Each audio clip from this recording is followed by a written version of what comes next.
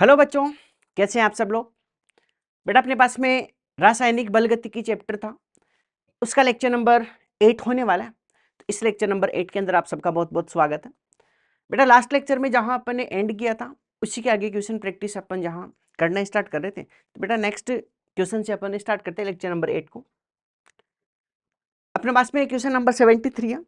73 के अंदर अपने को ये कह रहे हैं कि आपके पास में कार्बन है जिसके 20 मिलीग्राम का जो अर्धायुकाल है वो अपने को इतना दे रखा है। बेटा टी हाफ की वैल्यू अपने को कितनी दे रखी है कि सर यहाँ से आपके पास में जो टी हाफ होगा उसकी वैल्यू आपको दे रखी है। यहाँ से बेटा अर्धायुकाल जिसको टी हाफ बोलते हैं उसकी एक वैल्यू दे रखी है, और बेटा वो वैल्यू दे रखी है 5760 वर्ष का एक टाइम दे रखा है। ठीक है, इसके बाद में कह रहे कार्बन 14 के 100 मिलीग्राम को 25 मिलीग्राम में विघटित होने के लिए कितना समय लगेगा। बेटा ये तो कर सकते हैं अपन आराम से, बहुत इजी क्वेश्चन है। ये कह रहा है कि आपके पास में इनिशियल 100 मिलीग्राम था, बेटा पहला टी हाफ लगेगा, इसका मतलब सर पहले टी हाफ के अंदर ही आधा हो जाएगा। बेटा आधा होगा तो 50%। सर अगला जो टी हाफ लगेगा उसके अंदर और आधा होके कितना बच जाएगा 25%। बेटा 25% तक विघटित करना था, इसका मतलब सर 100 से 25% अगर आपके पास में बच रहा है, इसका मतलब सर यहाँ से यहाँ आने तक ये खत्म कितना हो गया होगा। तो बेटा यहाँ से यहाँ आने तक ये लगभग 75% क्या हो गया खत्म।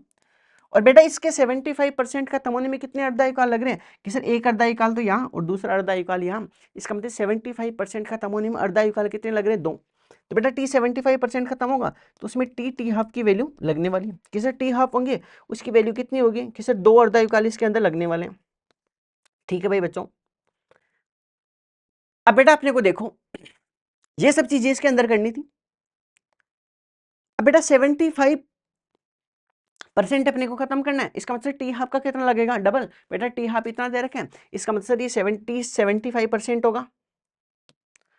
इस टी 75% को खत्म होने में टी हाफ का डबल लगेगा, तो 2 गुणा बेटा टी हाफ कितना दे रखा है कि सर इसकी वैल्यू 576 ईयर दे रखी है, तो बेटा इसका डबल हो जाएगा।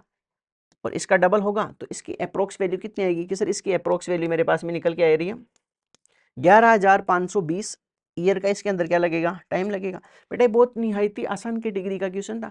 सबसे पहले तो अपने को अर्धायुकाल दे रखा था, बेटा अर्धायुकाल दे रखा है। अब ये कह रहा है कि इनिशियल 100 मिलीग्राम था उससे 25% हो रहा है, इसका मतलब 75% तो क्या हो गया डिकम्पोज हो गया। बेटा 75% खत्म हो गया ना, और किसी भी फर्स्ट ऑर्डर रिएक्शन प्रथम कोटि अभिक्रिया उसको 75% खत्म होने में जो टाइम लगता है वो अर्धायुकाल का कितना टाइम लगेगा 2 गुना टाइम लगेगा। तो बेटा इसका जस्ट क्या हो जाएगा डबल हो जाएगा। ये सब चीजें क्वेश्चन नंबर 73 के अंदर अपने को करनी थी। इसके बाद में क्वेश्चन नंबर 74 के ऊपर चलते हैं। बेटा क्वेश्चन नंबर 74 है उसके ऊपर चलते हैं, लेकिन यहाँ एक थोड़ा सा करेक्शन है, मैं पहले उसको सही करवा देता हूँ। यहाँ बेटा ये थोड़ी सी वैल्यूज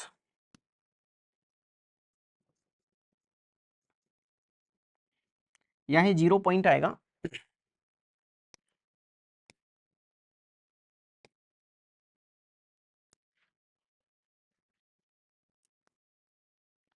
बेटा ये अपने पास में क्वेश्चन है।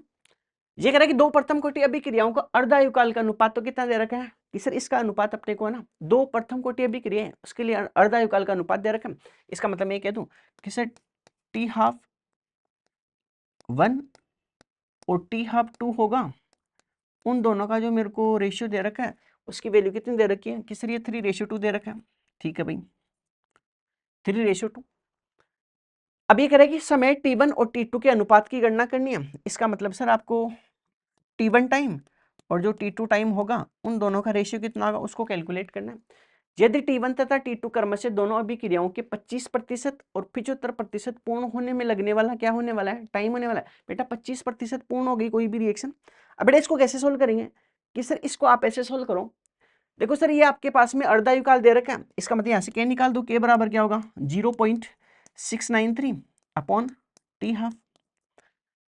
बेटा यहाँ से मैं क्या करूंगा सबसे पहले जैसे पहली अभिक्रिया है उसके लिए कैलकुलेट करूंगा, तो बेटा ये वैल्यू कितनी हो जाएगी कि सर यहाँ से आपके पास में ये वैल्यू होने वाली है कि सर ये वैल्यू हो जाएगी 0.693 अपॉन 2।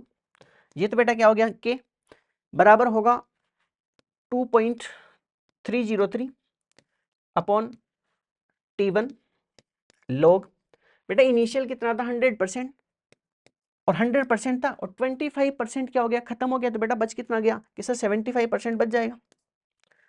ये तो बेटा एक इक्वेशन होगी। ऐसी दूसरी इक्वेशन बनाऊंगा तो सर ये हो जाएगी 0.693 अपॉन, उसमें टी हाफ कितना होगा कि सर यहाँ 3 हो जाएगा,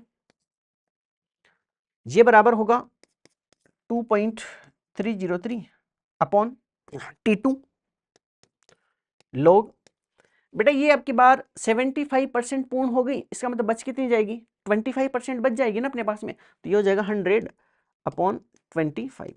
बेटा इस वाली इक्वेशन को इक्वेशन नंबर 2 नाम देता हूं। अब बेटा मैं क्या करता हूं, इक्वेशन 1/2 कर देता हूं कि सर इक्वेशन 1/2 करोगे तो बेटा जो कॉमन चीज होगी जस्ट 0.693 कैंसिल हो जाएगा, ये कैंसिल हो जाएगा, इसकी वैल्यू को कैलकुलेट करेंगे तो बेटा यहां से आपके पास में जो T1 और T2 का रेशियो होगा, उस T1 T2 का जो रेशियो होगा उसकी जो वैल्यू आने वाली है सर वो वैल्यू आएगी 0.311 अनुपात 1 अनुपात, ये अपने पास में क्या होगा कि सर T1 और T2 दो अलग अलग टाइम थे, उनका क्या आने वाला है, रेशियो आने वाला है। बेटा ऐसा अपने को ऑप्शन नंबर फर्स्ट दिखाई दे रहा है। तो ये दो अलग अलग टाइप की इक्वेशन थी, जिसके अंदर बेटा सबसे जनरल इक्वेशन होती है कि सर जनरल इक्वेशन होगी K बराबर 2.303 upon T log A0 upon 80। बेटा इसी इक्वेशन को दो अलग अलग इक्वेशंस के लिए क्या करना पड़ेगा, आपको अप्लाई करना पड़ेगा। तो इस इक्वेशन को दो अलग अलग बार अप्लाई करोगे तो दोनों इक्वेशन बनाओ और उनके रेशियो को आपस में क्या करना पड़ेगा, डिवाइड करना पड़ेगा। ये बेटा क्वेश्चन नंबर 74 अपने पास में क्वेश्चन था, तो बच्चे एक बार आप इसको नोट करो, इसके बाद में क्वेश्चन नंबर 75 के ऊपर चलते हैं।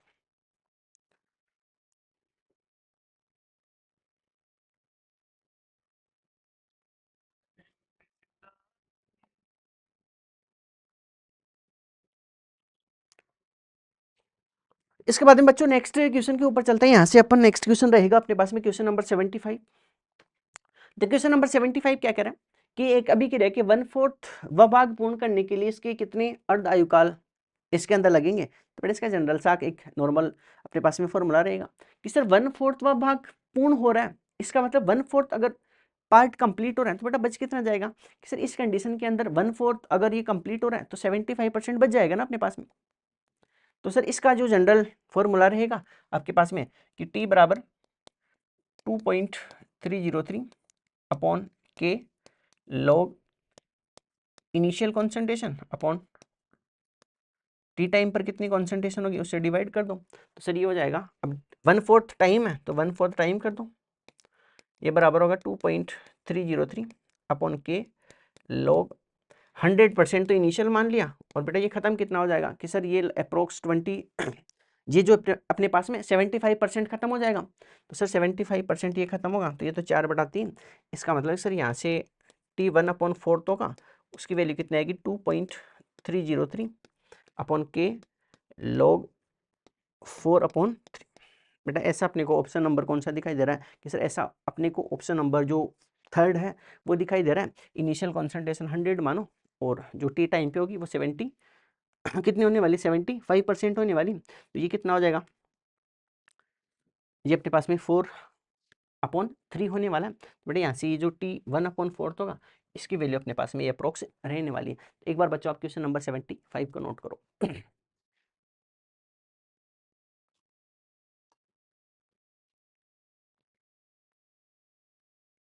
इसके बाद में बच्चों नेक्स्ट क्वेश्चन के ऊपर चलते हैं। यहाँ से क्वेश्चन नंबर 76 है।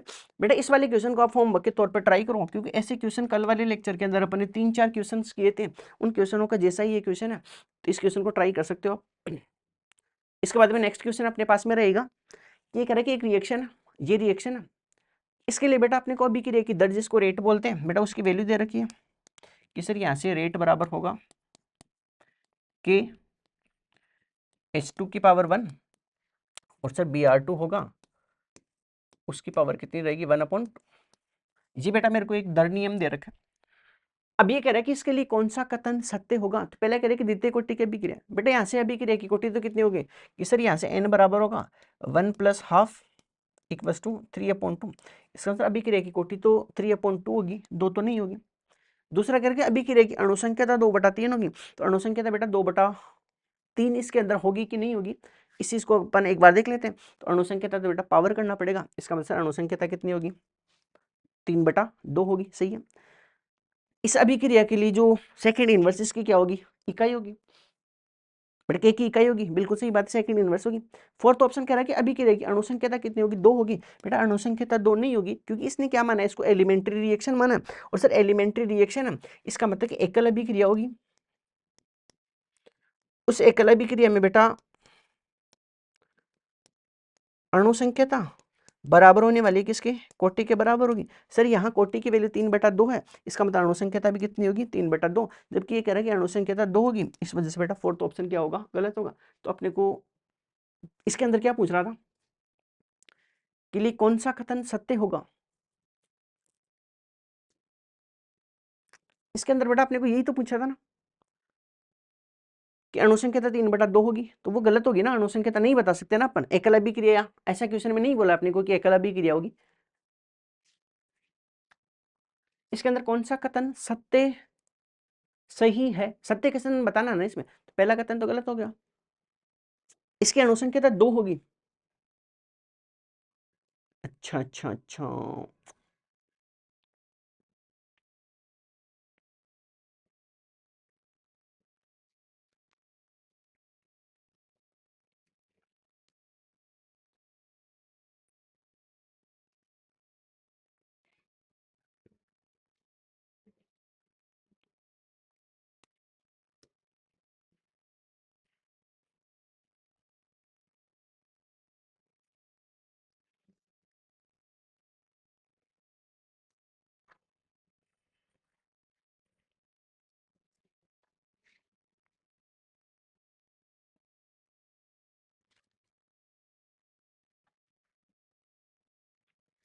इसके बाद में बच्चों क्वेश्चन 77 के ऊपर चलते हैं।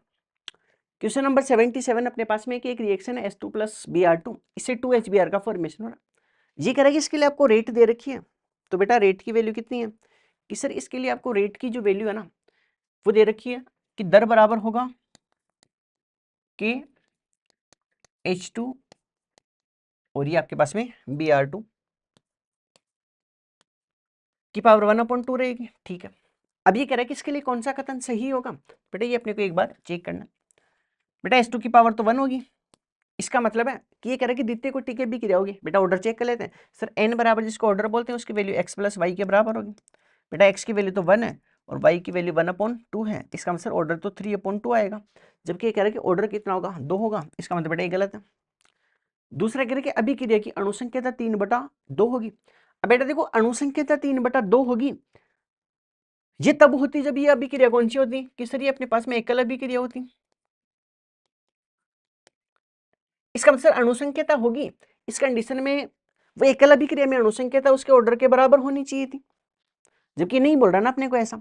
इसका मतलब सर इसकी अणुसंख्यता 3/2 नहीं हो सकती। अणुसंख्यता का मतलब नंबर ऑफ मॉलिक्यूल्स कितने होंगे। अब बेटा अपने को पता है कि अणुसंख्यता होगी वो सर कभी भी भिन्नात्मक नहीं हो सकती, इसका मतलब भिन्नात्मक नहीं होगी, तो बेटा 3/2 भी इसके अंदर पॉसिबल नहीं होगा। थर्ड अपने पास में कि इसकी इकाई बेटा सेकंड इनवर्स होगी। बेटा इसकी इकाई सेकंड इनवर्स तब होती जब ये सेकंड ऑर्डर रिएक्शन होती है, सेकंड ऑर्डर रिएक्शन नहीं, इसका मतलब इकाई सेकंड इनवर्स नहीं होगी। फोर्थ अपने को कह रहा है कि अभिक्रिया की अणुसंख्यता कितनी होगी, 2 होगी, तो बेटा इस अभिक्रिया के अंदर 2 मॉलिक्यूल्स पार्टिसिपेट कर रहे हैं, इसका मतलब कि सर फोर्थ ऑप्शन सही है। अभिक्रिया की अणुसंख्यता कितनी होने वाली है, 2 होने वाली है, तो ऐसा सर फोर्थ ऑप्शन सही होगा इसके अंदर। बेटा 77 के अंदर कौन सा आंसर होगा, फर्स्ट आंसर होगा। इसके बाद में तो नेक्स्ट क्वेश्चन के ऊपर चलते हैं। नेक्स्ट क्वेश्चन ये करिए, x से y बन रहा है, अभिक्रिया में x के संदर्भ में कोटि 3 है, यदि x की सांद्रता को 2 गुना कर दी जाए तो अभिक्रिया की दर होगी। बेटा इसको अपन कर सकते हैं कि सर x से y का फॉर्मेशन हो रहा है, इसका मतलब इसके लिए आप रेट लिखो कि रेट बराबर के x की पावर कुछ होगी जिसको मैंने n बोल दिया। अभी कह रहे कि x के संदर्भ में कोटि 3 है, इसका मतलब n की जगह आप 3 लगा दो ना, तो बेटा x की जगह कितना आएगा, 3। फिर ये कह रहा है कि यदि x की सांद्रता को 2 गुना करेंगे, तो बेटा x की सांद्रता 2 गुना करेंगे तो बेटा अभिक्रिया कितना टाइम हो जाएगी, सर 8 गुना हो जाएगी। तो बेटा यहाँ से ये होगा कि x की जगह 2x की पावर कितनी कर दो, 3, और 2 की पावर 3 का मतलब है कि सर ये अप्रोक्स कितनी होने वाली है, 8 टाइम इसकी होने वाली है। ये अप्रोक्स कितनी होगी कि सर ये अप्रोक्स 8 टाइम इसके कहने वाली है, ज़्यादा होने वाली है। तो बेटा ऐसा देखो ये 8 गुना होगी, ऐसा ऑप्शन नंबर 4 दे रखा है, क्वेश्चन नंबर 78। बहुत आसान लेवल का क्वेश्चन था, क्योंकि इसमें ऑर्डर वगैरह ऑलरेडी दे रखे हैं तो ज़्यादा दिक्कत नहीं आएगी इसमें। इसके बाद में क्वेश्चन नंबर आपके पास में 79। 79 क्वेश्चन ये कह रहा है कि एक अभी क्रिया है जिसमें a + b से c बन रहा है। इसके लिए बेटा एक बार रेट लिख लेता हूं मैं कि सर इसके लिए रेट क्या लिखोगे, तो इसके लिए रेट बराबर होगी कि सर रेट होगी वो बराबर होगी के ए की पावर कुछ होगी जिसको x बोल दिया, और b की पावर कुछ होगी जिसको मैंने क्या बोल दिया, y बोल दिया। बेटा पहला स्टेटमेंट क्या करें कि एक ही सांद्रता को 2 गुना करने पर अभी क्रिया की 2 गुना दर होगी, वो भी 2 हो गया। इसका मतलब कॉन्सेंट्रेशन को जितने टाइम करोगे उतने ही टाइम रेट हो रही है। इसका मतलब उसकी ऑर्डर कितना होगा कि सर उसका ऑर्डर होगा, उसकी वैल्यू कितनी आएगी, 1 आएगी। इसका मतलब x की जगह 1 लगाओ आप। तो बेटा यहाँ x की जगह 1 लगा दो। अब दूसरा कह रहा है कि a तथा b दोनों की सांद्रता को 2 गुना किया जाता है, उस पर अभी क्रिया की दर 16 गुना हो जाती है, तो दर क्या होगी। अब बेटा दूसरी कंडीशन में क्या करें कि आप a को तो डबल करो, तो बेटा 2 की पावर 1 है, इसका मतलब पावर 1 होगी, तो ये तो डबल ही रहेगा। अब दूसरा करें कि बी की सांद्रता को भी कितना कर दूं कि सर बी की सांद्रता उसको भी डबल कर दूं। बेटा इसको डबल करने पर रेट अपने पास में कितने टाइम हो रही है, 16 टाइम हो रही है। इसका मतलब कि 16 टाइम कब हो सकती है, देखो इसके पावर तो 1 होगी, इसका मतलब इसमें तो चेंज नहीं किया। बेटा 2 की पावर अगर मैं कितनी कर देता हूँ कि सर 3 कर दो ना, आप 2 की पावर 3 करोगे तो 8 हो जाएगा, और 8 को 2 से गुणा करोगे तो कितना टाइम हो जाएगा, 16 टाइम। इसका मतलब बी की पावर आप y की जगह कितना लगा दो, 3 लगा दो। तो बेटा बी की जगह कितना होगा कि सर बी की जगह आप कितना लगा दो, 3 लगा दो। तो बेटा ये अपने पास में इसके लिए क्या बताना था अपने को, इसके लिए दर बतानी थी। तो बेटा दर क्या होगी, इसके सर रेट होगी वो होगी के ए की पावर 1 और बी की पावर कितनी होगी, 3 होगी।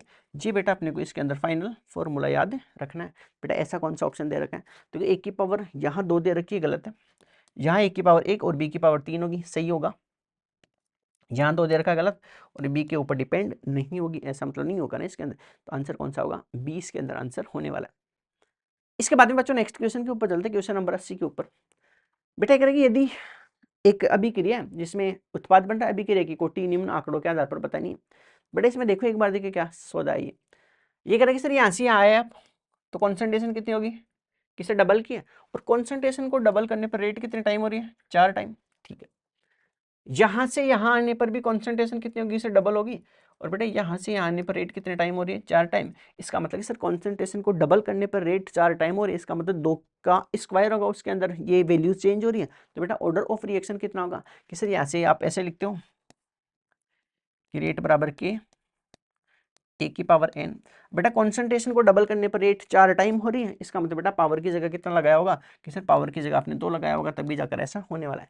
इसका मतलब यहाँ ऑर्डर ऑफ रिएक्शन कौन सा होगा कि सर ऑर्डर ऑफ रिएक्शन है वो कितना होने वाला है, 2 होने वाला है। तो बेटा फोर्थ आंसर इसके अंदर क्या होगा, सही होगा।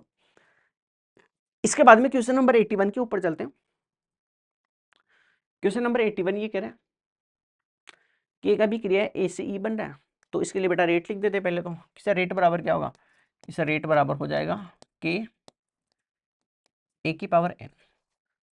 यदि सांद्रता को 4 गुना कर रहे हैं तो उसमें अभिक्रिया की दर 2 गुनी होगी। इसका मतलब है कि सर आप इसमें ऐसा कर रहे हो के 4a, और इस कंडीशन में रेट कितने टाइम हो रही है सर, रेट होगी आपके पास में पहले वाली रेट की कंपैरिजन में कितनी हो जाएगी, डबल। बेटा इसको 4 गुना करने पर ये डबल होगी, इसका मतलब सर इसकी पावर में कितना होगा, 1/2 होगा, तभी तो ऐसा पॉसिबल होगा। तो बेटा ये अंडर रूट के अंदर आएगा तो बाहर कितना आ जाएगा, 2। इसका मतलब सर एन की जगह आप कितना रख दो कि सर यहाँ एन की जगह कितना आने वाला है, 1/2। बेटा ऐसा कौन सा दे रखा है, ऑप्शन नंबर सी अपने को दे रखा है कि यहाँ से ऑर्डर ऑफ रिएक्शन होगा, उसकी वैल्यू 1/2 आने वाली है। बेटा ये अपने पास में क्वेश्चन नंबर 81 था, एक बार आप इसको नोट करो।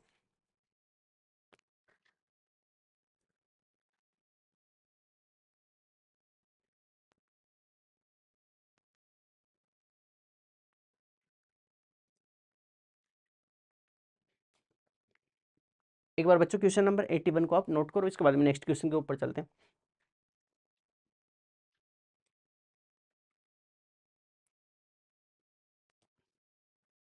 नेक्स्ट क्वेश्चन के ऊपर चलते हैं बच्चों।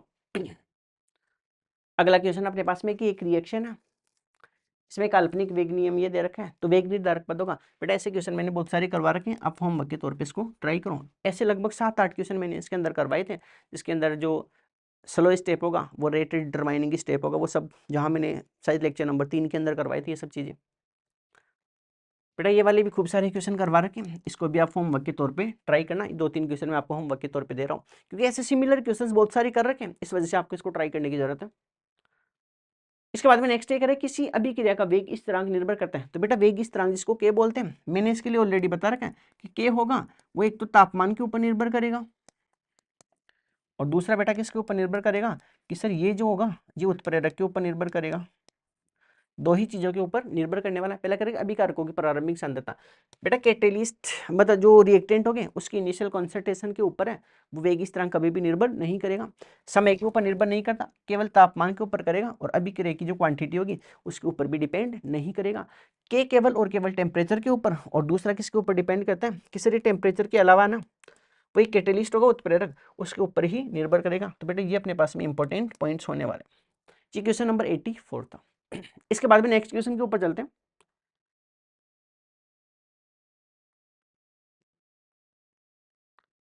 इसके बाद बच्चों अपन नेक्स्ट जो टॉपिक होगा, एक बार आप इसको नोट करो। इसके बाद में नेक्स्ट टॉपिक अपने पास में जो रहेगा वो टॉपिक अपने पास में कोलिजन थ्योरी रहेगा। तो एक बार बच्चों आप इसको नोट करो।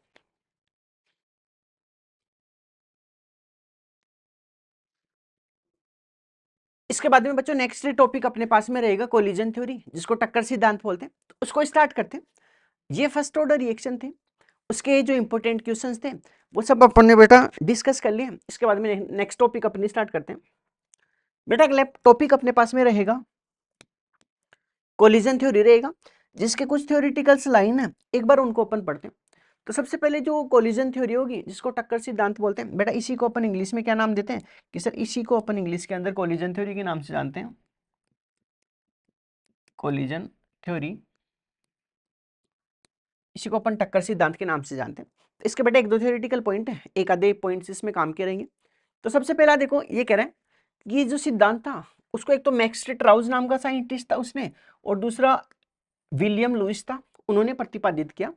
इसके अनुसार क्रियाकारी अणुओं के मध्य टक्कर द्वारा अभिक्रिया होती है, और प्रति इकाई समय में एवं प्रति इकाई आयतन में टक्करों की जो संख्या होगी बेटा उसी को अपन क्या बोलते हैं, संघट आवर्ती के नाम से जानते हैं। देखो टक्कर सिद्धांत ये कहता है कि आपके पास में एक जैसे मान लो ये रिएक्टेंट से प्रोडक्ट बनना है, इसका मतलब कि सर रिएक्टेंट से प्रोडक्ट तभी बनेगा जब रिएक्टेंट के मॉलिक्यूल्स होंगे उनके बीच में क्या होनी चाहिए, टक्कर होनी चाहिए। और दूसरा ये कह रहा है कि रिएक्टेंट के मॉलिक्यूल्स प्रति इकाई आयतन में कितनी टक्करें करते हैं, बेटा उस चीज को अपन टक्कर जो आवृत्ति होगी या फिर इसको कोलिजन फ्रीक्वेंसी है जेड बोलते हैं उसके नाम से जानते हैं। नीचे की तरफ दूसरा लाइन ये कह रहा है कि सामान्यतः गैसीय अभिक्रियाओं में, बेटा गैसीय अभिक्रियाओं के अंदर है ना कि इसका मान होगा वो बेटा उच्चतम होगा, और इसकी वैल्यू कितनी होगी सर 10 की पावर 25 से लेकर 10 की पावर 28 टक्कर होगी, वो प्रति सेकंड टक्कर होने वाली है। इसका मतलब सर जब एक गैसियस रिएक्शन होगी तो उसमें अभिकारक से प्रोडक्ट बनना है, तो उस कंडीशन में अभिकारक के मॉलिक्यूल होंगे, उनके बीच में लगभग हर सेकंड के अंदर 10 की पावर 25 से लेकर 10 की पावर 28 टक्कर होंगी, वो प्रति सेकंड होगी।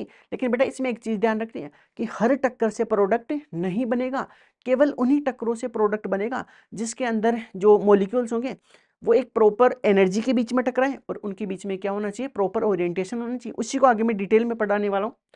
आगे करेंगे, लेकिन इन टक्करों का केवल एक छोटा भाग ही अभिकारक से किस में बनता है, उत्पाद के अंदर कन्वर्ट होगा। इसका मतलब सर ये हुआ कि हर टक्कर से उत्पाद बने ऐसा जरूरी नहीं है। एक टक्कर में जब उत्पाद से प्रोडक्ट अभिकारक से जब उत्पाद बनेगा उसके लिए बेटा दो कंडीशन है जिनको अपन डिटेल के अंदर डिस्कस करेंगे। आगे कह रहा कि अभिकारक से उत्पाद में परिवर्तन, ऐसी टक्करों को बेटा क्या बोलते हैं अपन, प्रभावी टक्कर बोलते हैं। इसका मतलब कि एक अभिकारक से अगर आपको उत्पाद बनाना है तो बेटा वो तभी बनेगा जब अभिकारक मॉलिक्यूल्स के बीच में टक्कर कैसी होनी चाहिए कि सर उनके बीच में टक्कर हो, वो प्रभावी टक्कर होनी चाहिए, इफेक्टिव टक्कर होनी चाहिए।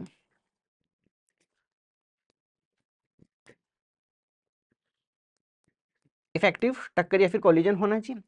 नेक्स्ट ये करेंगे प्रभावी टक्कर होने के लिए दो शर्तें होंगी जो एक साथ संतुष्ट होनी चाहिए। बेटा उन दोनों शर्तों को अपन डिटेल के अंदर पढ़ने वाले हैं। बेटा इस पेज का क्या मतलब था कि सर इस पेज में सबसे पहले तो एक साइंटिस्ट था मैक्स ट्राउज और विलियम लुइस था, उन्होंने टक्कर सिद्धांत दिया। अब ये सर टक्कर सिद्धांत ये कहता है कि जब भी एक अभिकारक से आपको उत्पाद बनाना है, एक अभिकारक के मॉलिक्यूल्स के बीच में खूब सारी टक्करें होगी, लेकिन हर एक टक्कर से उत्पाद बने ऐसा जरूरी नहीं है। केवल उन्हीं अभिकारक से उत्पाद बनता है जिसमें टक्कर कैसी होनी चाहिए, प्रभावी टक्कर। फिर दूसरा ये कह रहा है कि प्रति सेकंड टक्करों की संख्या बहुत ज्यादा होती है, हर सेकंड में लगभग 10 की पावर 25 से लेकर 10 की पावर 28 सेकंड प्रति सेकंड होती है, टक्कर पर सेकंड होती है, लेकिन उनका बहुत कम भाग होगा जो अभिकारक से किस में कन्वर्ट होता है, प्रोडक्ट में। इसका मतलब कि टक्करें बहुत सारी होगी, हर टक्कर से उत्पाद बनेगा ऐसा जरूरी नहीं है। अब सर कौन सी टक्कर से उत्पाद बनेगा, इसके बारे में अपने को डिटेल के अंदर पढ़ना है, बट इसके लिए अपने पास में दो कंडीशन है। अब सर वो दो कंडीशन कौन कौन सी है उसके बारे में पढ़ना है। तो सबसे पहला कंडीशन के बारे में बात करते हैं। बेटा ये कह रहा है कि सबसे पहले अपने पास में कंडीशन रहेगी जिसको बोला क्रियाकारी अणु की एक न्यूनतम ऊर्जा होनी चाहिए जिससे दहली ऊर्जा भी थ्रेशोल्ड एनर्जी के नाम से अपन जानते हैं। बेटा इसको मैं डिटेल में पढ़ाता हूँ, देखो ग्राफ के हेल्प से समझते हैं। जैसे मैंने कहा कि ग्राफ प्लॉट करना है मेरे को,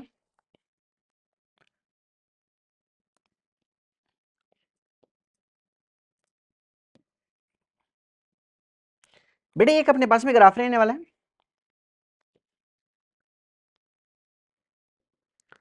मैंने कहा कि इस तरफ तो मेरे पास में एक पोटेंशियल एनर्जी है, गतिज ऊर्जा, स्थितिज ऊर्जा बोलते हैं इसको, और दूसरा इस तरफ रहेगा progress of reaction, progress of reaction. ये अपने पास में एक ग्राफ रहेगा। अब बेटा मैंने कहा कि अगर इस तरफ कोई भी रिएक्टेंट लोगे, उस रिएक्टेंट को प्रोडक्ट में कन्वर्ट होने के लिए, जैसे मैंने कहा कि सपोज करो एक रिएक्टेंट है, उस रिएक्टेंट को प्रोडक्ट में कन्वर्ट होने के लिए इतना एक एनर्जी का बैरियर है, इस एनर्जी बैरियर को रिएक्टेंट जब क्रॉस करेगा तभी जाकर प्रोडक्ट में कन्वर्ट होगा। अब बेटा ऐसे समझो कि सर एक रिएक्टेंट है, उस रिएक्टेंट का मास होगा, बेटा मास होगा इसका मतलब उस रिएक्टेंट के पास में ऑलरेडी एनर्जी होगी। तो मैंने कहा कि जो एक रिएक्टेंट था मेरे पास में अभिकारक, उस अभिकारक के पास में सपोज करो कि सर इस अभिकारक के पास में ऑलरेडी इतनी एनर्जी तो थी, बेटा इतनी एनर्जी तो थी, और इतनी एनर्जी चाहिए, इसका मतलब इतनी एनर्जी बाहर से आपको क्या करनी पड़ेगी, एक्स्ट्रा देनी पड़ेगी। बेटा इस रिएक्टेंट को मैं जैसे जैसे एनर्जी दूंगा कि सर आप इस रिएक्टेंट को जैसे जैसे एनर्जी दोगे टेम्परेचर की फॉर्म में, तो बेटा ये रिएक्टेंट किस में कन्वर्ट होगा कि सर ये रिएक्टेंट धीरे धीरे प्रोडक्ट में कन्वर्ट होगा। बेटा इस रिएक्टेंट को टेम्परेचर दिया तो धीरे धीरे किस में कन्वर्ट हो रहा है, प्रोडक्ट में, और सर ये प्रोडक्ट में कन्वर्ट होके इसने फाइनली जैसे मान लो ऐसा एक प्रोडक्ट बना लिया, यहाँ बेटा किसका फॉर्मेशन कर दिया, प्रोडक्ट का। देखो समझो किस रिएक्टेंट था, रिएक्टेंट के पास में कुछ मास था तो एनर्जी भी होगी। इसका मतलब मैंने सपोज किया कि सर इस रिएक्टेंट के पास में ऑलरेडी इतनी एनर्जी है, बेटा टोटल एनर्जी इतनी चाहिए कि कोई रिएक्टेंट है अभिकारक वो किस में कन्वर्ट हो जाए, उत्पाद में। तो सर इसके पास में इतनी एनर्जी चाहिए थी, इसमें से बेटा ऑलरेडी इतनी एनर्जी तो है, इसका मतलब सर आप एक काम करो बाहर से केवल इतनी अमाउंट ऑफ एनर्जी को क्या कर दो, एक्स्ट्रा प्रोवाइड करवा दो, जिससे बेटा ये रिएक्टेंट किस में कन्वर्ट हो जाएगा, प्रोडक्ट में। अब बेटा कुछ नॉमेनक्लेचर उसके बारे में ध्यान रखना है कि सर ये जो आपने शुरुआत के अंदर एनर्जी बैरियर बनाया था, इस एनर्जी बैरियर को बेटा अपन थ्रेशोल्ड एनर्जी बोलते हैं, जिसको हिंदी के अंदर दहली ऊर्जा बोलते हैं। तो बेटा एक बार मैं नॉमेनक्लेचर करता हूं इसका,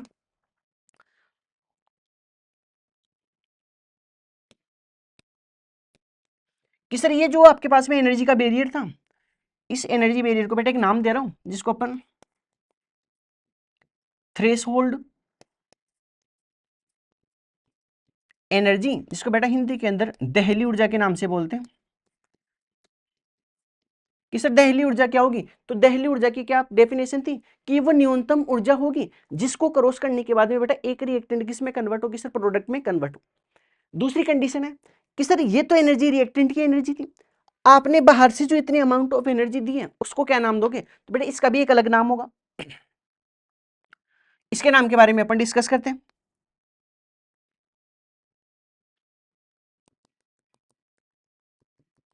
कि सर ये एनर्जी आपने एक्स्ट्रा एनर्जी दी है, और बेटा ये रिएक्शन मैंने ऐसे माना है कि रिएक्टेंट से प्रोडक्ट बन रहा है, इसका मतलब फॉरवर्ड डायरेक्शन में जा रही है।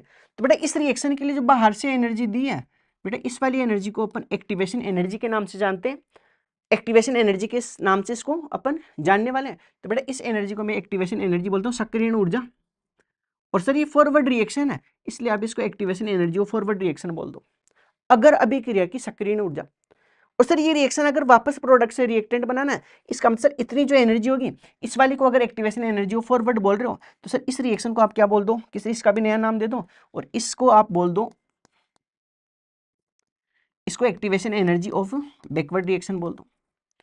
और सर ये तो अभिकारक की ऊर्जा थी और ये उत्पाद की ऊर्जा, इसका मतलब इन दोनों के बीच में क्या होगा, डिफरेंस होगा। बेटा इस डिफरेंस को भी मैं एक अलग नाम देने वाला हूँ कि सर इसके बीच का जो डिफरेंस होगा, उस डिफरेंस को आप एक अलग नाम दे दो,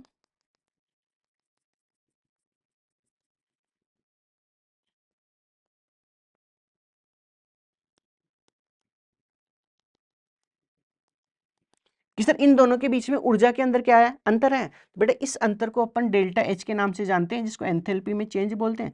बेटा ये एंथैल्पी में चेंज कैसा होगा कि सर आपने जैसे मान लो ऐसे सपोज करो कि इस रिएक्टेंट को प्रोडक्ट में कन्वर्ट होने के लिए बाहर से जैसे मान लो 10 जूल एनर्जी दी। अब ये अभिकारक जब उत्पाद में बदला तो बेटा 10 जूल से ज्यादा एनर्जी को क्या कर दिया, इसने खर्च कर दिया। इसका मतलब सर ओवरऑल एनर्जी के अंदर जो चेंज आ रहा है बेटा वो चेंज कैसा रहेगा कि सर यहाँ चेंज होगा वो नेगेटिव चेंज होगा। सपोज करो कि सर अभिकारक उत्पाद में कन्वर्ट करने के लिए आपने बाहर से 10 जूल एनर्जी दी, यहां बेटा प्रोडक्ट बनकर तैयार था और ये प्रोडक्ट स्टेबल होने के लिए इसने मान लो 12 जूल एनर्जी खर्च कर दी। इसका मतलब ओवरऑल जो चेंज आ रहा है उसमें डेल्टा एच, जिसको एंथैल्पी में चेंज बोलते हैं, उसकी वैल्यू क्या होगी, नेगेटिव होगी। बेटा एक चीज समझो कि सर ये इस ग्राफ का जो पीक पॉइंट था, इस पीक पॉइंट पर बेटा एक कॉम्प्लेक्स बना था जिसको अपन एक्टिवेटेड कॉम्प्लेक्स बोलते हैं। एक्टिवेटेड कॉम्प्लेक्स, सक्रिय संकुल बोलते हैं, सक्रिय संकुल। इसका क्या हुआ, निर्माण हुआ। अब बेटा इसको मैं एक देसी एग्जांपल से बताता हूं। जैसे मान लो आपको चाय बनानी है, तो चाय बनाने के लिए क्या करते हैं कि जो बर्तन होगा उसके अंदर दूध, जो भी पानी वगैरह, चाय पत्ती, वो सब डालते हैं। इसका मतलब सर उनका एक मास होगा, मास होगा तो उसके पास में क्या होगी, एनर्जी होगी। इसका मतलब सर इस बर्तन के अंदर यहाँ जो आपने जो भी चाहिए थे सामान वो डाल दी। अब बेटा अपन जैसे ही बर्तन के अंदर डालकर धीरे धीरे टेम्परेचर बढ़ाने स्टार्ट करते हैं तो उस चाय के अंदर क्या आता है कि सर उबाल आता है। उबाल आ रहा है, इसका मतलब उबाल जहां पीक पे होगा उस पीक पॉइंट पे बेटा प्रोडक्ट बनकर तैयार हो गया। अब बेटा अपन क्या करते हैं, जैसे मान लो टेम्परेचर को कम करेंगे तो उसके अंदर देखते हैं कि सर चाय का जो उबाल होगा वो जब धीरे धीरे नीचे की तरफ जाता है तो बेटा वो वहां से एक वेपर की फॉर्म में एनर्जी को रिलीज करता है। देखा होगा आप लोगों ने कि सर जैसे उबाल आ गया चाय के अंदर, जैसे ही आप गैस को कम करोगे उस कंडीशन में टेम्परेचर कम करो, टेम्परेचर कम करोगे तो उबाल नीचे की तरफ जाएगा, और बेटा उबाल जब नीचे की तरफ जाएगा तो साथ में क्या करेगा, कुछ हीट को रिलीज करेगा। इसका मतलब इस पॉइंट पर चाय बनकर तैयार थी और वो स्टेबल होने के लिए उसने एनर्जी को क्या कर रहा है, रिलीज कर रहा है। अब सर जितनी एनर्जी आपने बाहर से दी थी अगर उससे ज्यादा एनर्जी को रिलीज कर रहा है, इसका मतलब ओवरऑल डेल्टा एच होगा वो वैल्यू कैसी होगी, नेगेटिव होगी। बेटा डेल्टा एच की वैल्यू नेगेटिव है, इसका मतलब एक्सोथर्मिक प्रोसेस होगा। तो बेटा इन सब टर्मिनोलॉजी को अपन लिखने वाले। अब बेटा एक एक के बारे में अपन डिस्कस करते हैं कि सर सबसे पहले आप जो ई एफ था उसका मतलब बताओ कि ई एफ का मतलब क्या था बेटा, कि सर यहां से ई एफ का मतलब था अगर अभिक्रिया की सक्रियण ऊर्जा, अगर अभिक्रिया की सक्रियण ऊर्जा, और सर दूसरा आपके पास में ई ए बी था, इसका मतलब एक्टिवेशन एनर्जी ऑफ बैकवर्ड, जिसको क्या बोलते हैं, उसको बोलते हैं पश्चाभिक्रिया, पश्चाभिक्रिया की सक्रियण ऊर्जा। यहां सर आपके पास में जो डेल्टा एच था बेटा, इस डेल्टा एच को क्या बोलते हैं कि सर यहां जो डेल्टा एच था उस डेल्टा एच को आप बोलते हो एंथैल्पी में परिवर्तन, एंथैल्पी में परिवर्तन। सर एंथैल्पी के अंदर जो परिवर्तन होता है उस चीज को आप ऐसे कैलकुलेट करते हो कि एंथैल्पी में परिवर्तन होगा वो प्रोडक्ट की एंथैल्पी माइनस रिएक्टेंट की एंथैल्पी होगी, उन दोनों को क्या कर दो आप, माइनस कर दो।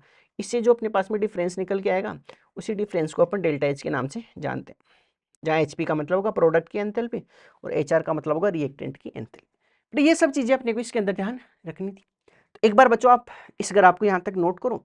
इसके बाद में बेटा हो सकता है कि दूसरा जो ग्राफ होगा बेटा, ये ग्राफ अपने पास में किसका होगा कि सर ये जो आपके पास में ग्राफ बनाया है ये ग्राफ आपने किसके लिए बनाया, एक्सोथर्मिक रिएक्शंस के लिए। देखो सुनो बेटा, डेल्टा एच की वैल्यू नेगेटिव है, इसका मतलब है कि सर डेल्टा एच की वैल्यू नेगेटिव होगी। तो बेटा डेल्टा एच की वैल्यू अगर नेगेटिव है इसका मतलब सर आपने जो ग्राफ बनाया है वो किसके लिए बनाया, एक्सोथर्मिक रिएक्शन के लिए, उष्मा क्षेपीय अभिक्रिया, उष्मा सेपी अभिक्रिया। तो बेटा ये वाला ग्राफ है ये एक्सोथर्मिक, जिसको उष्मा सेपी अभिक्रिया ये बोलते हैं, उसके लिए होने वाला है। तो एक बार बच्चों आप इस स्लाइड को नोट करो, उसके अंदर अपन नेक्स्ट जो स्लाइड होगी उसमें एंडोथर्मिक रिएक्शन होगा, उसके लिए एक अलग से सेपरेट ग्राफ लिखेंगे। उसके बाद में कुछ इंपॉर्टेंट टर्मिनोलॉजीज है, इंपॉर्टेंट फॉर्मूलाज है, उनके ऊपर भी अपन बातें करने वाले। एक बार बच्चों आप यहाँ तक इसको नोट करो।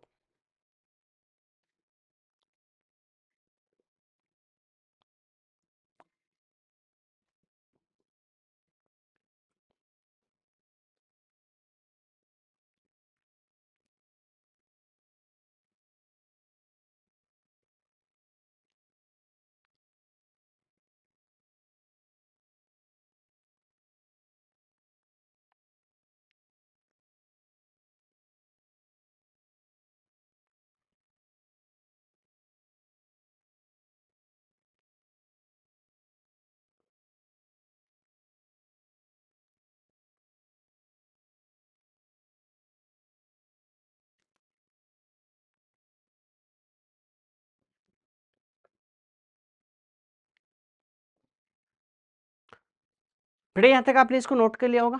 अब सर दूसरा एक कंडीशन ऐसी भी तो हो सकती है कि सर दूसरी कंडीशन के अंदर आप ऐसा भी तो कर सकते हो कि जो अगली कंडीशन होगी उसमें हो सकता है ये ग्राफ कुछ ऐसा बन जाए कि यहाँ से स्टार्ट हो और बेटा ये केवल इतनी एनर्जी को रिलीज करे, हो सकता है ना, क्योंकि एनर्जी कोई जरूरी थोड़ी कि सर इतनी एनर्जी रिलीज करे, दूसरी कंडीशन में कम एनर्जी को भी रिलीज कर सकता है, तो उसके बारे में भी अपन डिस्कस करते हैं। बेटा ये ग्राफ आपने नोट कर लिया होगा। ये जो ग्राफ था अपने पास में किसके लिए था कि सर ये ग्राफ मेरे पास में एक्सोथर्मिक रिएक्शंस थी उसके लिए था। बेटा नेक्स्ट ग्राफ होगा उसके बारे में अपन बात करते हैं। पहला बेटा अपने पास में क्या था कि किसी भी रिएक्टेंट को अगर प्रोडक्ट में कन्वर्ट होना है इसका मतलब सर इतना एनर्जी बैरियर होगा, उस एनर्जी बैरियर को क्या करना पड़ेगा, क्रॉस करना पड़ेगा, तभी जाकर एक रिएक्टेंट किस में कन्वर्ट होगा, प्रोडक्ट में। सर रिएक्टेंट के पास में ऑलरेडी कुछ एनर्जी तो है, इसका मतलब थोड़ी बहुत एक्स्ट्रा एनर्जी और देनी पड़ेगी, जो बेटा किसके फॉर्म में देनी पड़ेगी कि सर वो सक्रियण ऊर्जा की फॉर्म में आपको देनी पड़ेगी, तब जाके एक रिएक्टेंट किस में कन्वर्ट होगा, प्रोडक्ट में। इसका मतलब सक्रियण ऊर्जा की डेफिनेशन क्या हुई, तो बेटा सक्रियण ऊर्जा की डेफिनेशन ये होगी कि वो अतिरिक्त अमाउंट ऑफ एनर्जी है जो किसी भी रिएक्टेंट को प्रोडक्ट में कन्वर्ट होने के लिए क्या होता है, आवश्यक होता है। इसका मतलब डेफिनेशन ये हुई कि ये वो अतिरिक्त ऊर्जा की मात्रा होती है जिसको लेकर एक अभिकारक होगा वो किस में कन्वर्ट होगा, उत्पाद में। और बेटा दहली ऊर्जा की डेफिनेशन क्या है कि क्रियाकारक अणु की एक न्यूनतम ऊर्जा होती है जिसे दहली ऊर्जा के बोलते हैं, इसको क्रॉस करने के बाद में एक रिएक्टेंट किस में कन्वर्ट होगा, प्रोडक्ट में कन्वर्ट होगा। तो बच्चों अपन इस चीज को एक बार नोट करते हैं, तो यहाँ तक आपने इसको नोट कर लिया होगा। इसके बाद में मैं नेक्स्ट ग्राफ इसके अंदर बनाने वाला हूँ। अगले पेज के अंदर बेटा अपन एंडोथर्मिक के लिए बनाने वाले हैं, तो ग्राफ देखते हैं कैसा क्या बनेगा कि सर वही सेम चीजें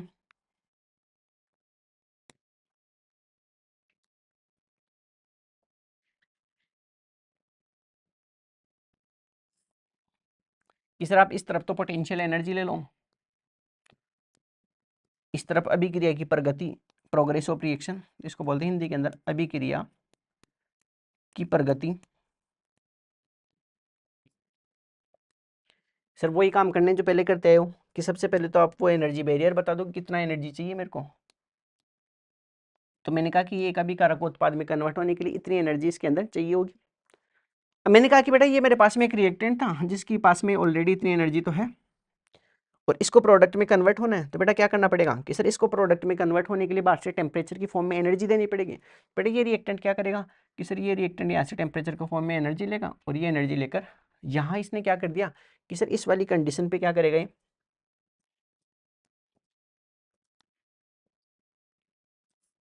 और यहाँ जाकर सर इसने प्रोडक्ट का फॉर्मेशन कर दिया। ये सब चीजें करनी। सर इस वाली को अपन क्या नाम देंगे, तो बेटा इस वाली को वही नाम देंगे जो पहले देख के आए थे। क्या नाम दिया था पहले कि सर इस वाली एनर्जी को है वो अपन दहली ऊर्जा के नाम से जानेंगे, थ्रेशोल्ड एनर्जी, थ्रेशोल्ड एनर्जी जिसको दहली ऊर्जा बोलते हैं। ठीक है सर, यहाँ से यहाँ तक की जो एनर्जी है उसको किस नाम से जानोगे, तो बेटा अपने पास में ये जो एक्टिवेटेड कॉम्प्लेक्स था यहाँ से यहाँ तक की जो एनर्जी होगी उसको अपन फॉरवर्ड रिएक्शन के लिए तो एक्टिवेशन एनर्जी ऑफ फॉरवर्ड मानेंगे। इसका मतलब इस वाली एनर्जी को क्या मानेंगे, EAF, activation energy of forward. और सर ये जो एनर्जी होने वाली है यहाँ से यहाँ तक की, इस वाली एनर्जी को किस नाम से जानोगे कि सर ये जो एनर्जी होगी इस वाली एनर्जी को अपन एक्टिवेशन एनर्जी ऑफ बैकवर्ड के नाम से जानेंगे। अब सर जो अभिकारक और उत्पाद की एनर्जी का बीच का डिफरेंस होगा वो डिफरेंस अब की बार कैसा आएगा, तो उसको भी देखते हैं कि सर यहाँ जो डिफरेंस होगा वो डिफरेंस अब की बार पॉजिटिव होने वाला है। बेटा डिफरेंस कैसा होने वाला है कि सर पॉजिटिव होगा। पॉजिटिव क्यों, जैसे मान लो आपने रिएक्टेंट को प्रोडक्ट होने में इतनी एनर्जी दी और बेटा इतनी एनर्जी रिलीज करें, ऐसे सपोज करो 10 जूल एनर्जी दी और सर केवल 5 जूल एनर्जी खर्च करके प्रोडक्ट में कन्वर्ट हो रहा है, इसका मतलब डेल्टा एच होगा एंथैल्पी में परिवर्तन, वो सर आपकी बार कैसा आएगा, पॉजिटिव। तो बेटा यहाँ से जो अपने पास में ये डेल्टा एच होगा वो कैसा होगा, पॉजिटिव। उससे डेल्टा एच की वैल्यू पॉजिटिव है, इसका मतलब प्रोसेस कैसा होगा, एंडोथर्मिक प्रोसेस होगा। तो बेटा ये एंडोथर्मिक के लिए अपने पास में क्या रहने वाला है, ग्राफ। इसमें मैंने सपोज किया था कि सर ये रिएक्टेंट की एनर्जी होगी, ठीक है, इस रिएक्टेंट को इतना एनर्जी का बैरियर क्रॉस करना है, इसका मतलब इतनी एनर्जी बाहर से क्या करनी पड़ेगी, एक्स्ट्रा देनी पड़ेगी। और जब अभिकारक से उत्पाद बन रहा है इसका मतलब फॉरवर्ड होगा, और जब बेटा उत्पाद से वापस अभिकारक बनाना है इसका मतलब एनर्जी कैसी होने वाली है, बैकवर्ड। बेटा इसके लिए डेल्टा एच कैसी है कि सर इसके लिए डेल्टा एच की वैल्यू है वो पॉजिटिव है, उससे डेल्टा एच की वैल्यू पॉजिटिव, इसका मतलब कैसा प्रोसेस होगा, एंडोथर्मिक। ठीक है भाई, डेल्टा एच कैसे निकालते हैं कि सर डेल्टा एच बराबर होगा enthalpy of product minus enthalpy of reactant. ये सब चीजें इसके अंदर ध्यान रखनी है। वही ई एफ का मतलब फॉरवर्ड, ई ए बी का मतलब बैकवर्ड रिएक्शन, पश्चात अभिक्रिया और प्रतिअभिक्रिया होगी। बेटा ये सब चीजें अपने को इसके अंदर ध्यान रखनी थी। एक बार बेटा आप ये जो ग्राफ रहेगा कि सर ये ग्राफ किसका रहेगा, तो बेटा ये ग्राफ अपने पास में एंडोथर्मिक रिएक्शन का रहेगा, एंडोथर्मिक रिएक्शंस के लिए क्या होने वाला है, ये ग्राफ होने वाला है। तो बेटा एक बार आप इस एंडोथर्मिक रिएक्शन के ग्राफ को नोट करो। इसके बाद में अपन जो है इसके अंदर वो कुछ इंपॉर्टेंट फॉर्मूलाज हैं, उनके ऊपर बात करने वाले हैं। तो बेटा एक बार आप इस ग्राफ को नोट करो।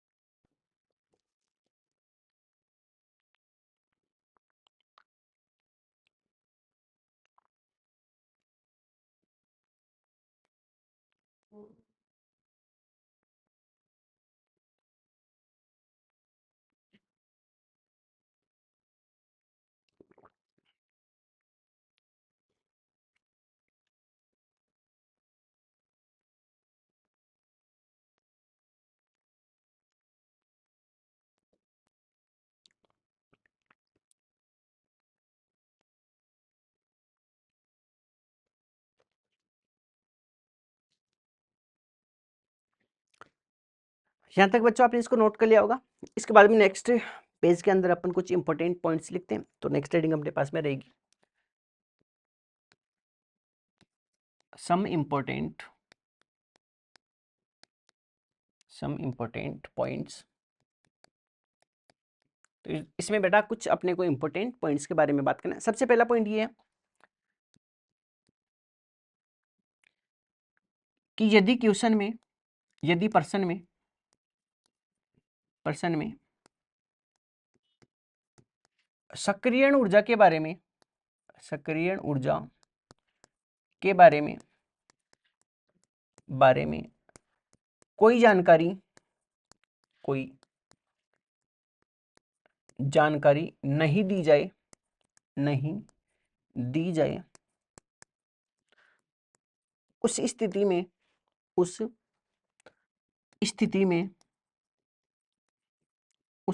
में सक्रियण ऊर्जा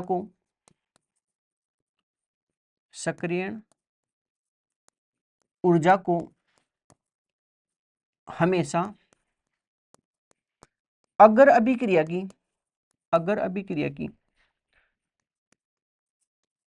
सक्रियण ऊर्जा, अगर अभिक्रिया की सक्रियण ऊर्जा, जिसको बेटा अपन ई ए फॉरवर्ड के नाम से जानते हैं, ई ए फॉरवर्ड माना जाएगा, फॉरवर्ड माना जाता है। बेटा पहला पॉइंट ये है कि आपको जैसे मान लो क्वेश्चन के अंदर केवल ये बोल दें कि एक्टिवेशन एनर्जी दे रही कि एक अभिकारक से उत्पाद में, उस कंडीशन में बेटा अगर आपको स्पेसिफाई नहीं है कि अगर अभिक्रिया के लिए, प्रतीप अभिक्रिया के लिए, तो बेटा उस कंडीशन में आपको उस सक्रियण ऊर्जा को अगर अभिक्रिया की सक्रियण ऊर्जा मानना है। बेटा दूसरा इसके अंदर एक इंपॉर्टेंट फॉर्मूला है कि सर इसमें एंथैल्पी में जो परिवर्तन होगा उसका फॉर्मूला क्या होगा, तो बेटा वो था कि सर डेल्टा एच बराबर होगा, वो होगा ई ए फॉरवर्ड माइनस ई ए बैकवर्ड। बेटा ये क्या होगा आपके पास में कि सर सक्रियण ऊर्जा में जो परिवर्तन होगा उसका फॉर्मूला होने वाला है। तो बेटा ये इंपॉर्टेंट फॉर्मूला आपको डायरेक्ट याद रखना है कि जो डेल्टा एच होगा एंथैल्पी में परिवर्तन, बेटा वो किसके बराबर होगा, फॉरवर्ड की एक्टिवेशन एनर्जी माइनस बैकवर्ड की एक्टिवेशन एनर्जी। बेटा यहाँ डेल्टा एच क्या है कि सर यहाँ डेल्टा एच बराबर होगा एंथैल्पी में परिवर्तन, एंथैल्पी में परिवर्तन, ई एफ क्या होगा कि सर यहाँ से ई एफ होगा, वो होगा अगर अभिक्रिया की सक्रियण ऊर्जा, अगर अभिक्रिया की सक्रियण ऊर्जा, सक्रियण ऊर्जा ई ए बी क्या होगा, तो वो होगा बेटा बैकवर्ड रिएक्शन के लिए एक्टिवेशन एनर्जी, तो ये होगा पश्चात या फिर प्रतीप अभिक्रिया की सक्रियण ऊर्जा, सक्रियण ऊर्जा। तो बेटा सबसे लास्ट में किसे डेल्टा एच को कैसे कैलकुलेट करते हैं, तो बेटा डेल्टा एच बराबर होगा enthalpy of product minus enthalpy of reactant. बेटा ये 2-3 इंपॉर्टेंट फॉर्मूले हैं जो आपको डायरेक्ट मगअप करने की जरूरत है। बेटा इधर देखो कुछ इंपॉर्टेंट पॉइंट थे, सम इंपॉर्टेंट पॉइंट। उसमें सर सबसे पहला पॉइंट आपने ये लिखवाया कि अगर आपको क्वेश्चन में कुछ भी स्पेसिफाई नहीं है, केवल ये बोल रहा है कि एक्टिवेशन एनर्जी सक्रियण ऊर्जा है, ये नहीं करा कि अगर अभी क्रिया की है फिर प्रतिपा भी क्रिया की, बेटा उस कंडीशन में आपको जो भी सक्रियण ऊर्जा दी जाएगी उसको हमेशा कैसे कंसीडर करना है कि सर उस वाली को हमेशा अगर अभी क्रिया की सक्रियण ऊर्जा के रूप में क्या करना है, आपको कंसीडर करना है। दूसरा पॉइंट बच्चा ये है इसके पास में कि जो भी एंथैल्पी में परिवर्तन होगा उसका फॉर्मूला होता है कि ई ए फॉरवर्ड माइनस ई ए बैकवर्ड। इसका मतलब एंथैल्पी में परिवर्तन होगा वो अगर अभिक्रिया की सक्रियण ऊर्जा माइनस पश्चात अभिक्रिया की सक्रियण ऊर्जा होगा, इन दोनों के बीच का डिफरेंस होगा उसके क्या होने वाला है, बराबर होने वाला है। किसे डेल्टा एच होगा उसको कैसे कैलकुलेट करते हैं, तो डेल्टा एच बराबर होगा enthalpy of product minus enthalpy of reactant. उत्पाद की एंथैल्पी माइनस अभिकारक की जो एंथैल्पी होगी, इन दोनों का बीच का डिफरेंस किस चीज को बताएगा, वो डेल्टा एच को बताने वाला है। तो बेटा ये 2 इंपॉर्टेंट पॉइंट्स हैं, इसको एक बार आप नोट करो। इसके बाद में अपन नेक्स्ट पॉइंट के ऊपर चलने वाले हैं, एक बार बच्चों आप इसको नोट करो।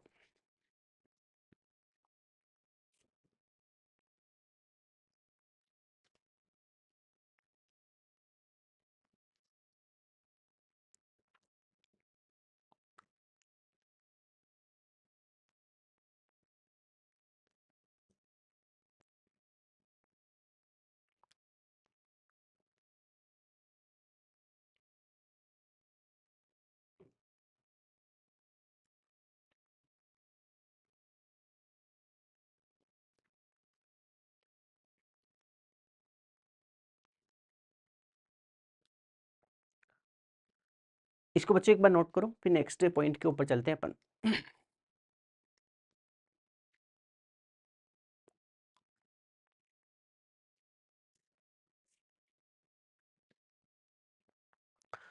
इसके बाद में बच्चों नेक्स्ट पॉइंट के ऊपर चलते हैं यहाँ से।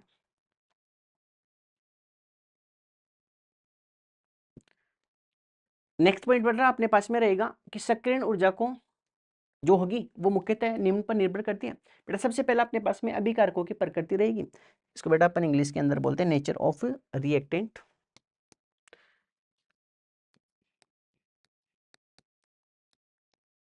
Nature of reactant. बेटा इस पेज पे अपन केवल इसी को पढ़ने वाले हैं, उत्प्रेरक की उपस्थिति होगी उसको नेक्स्ट पेज के ऊपर मैं लेकर चलने वाला हूँ, तो इसके अंदर केवल अपन इतना ही पढ़ेंगे।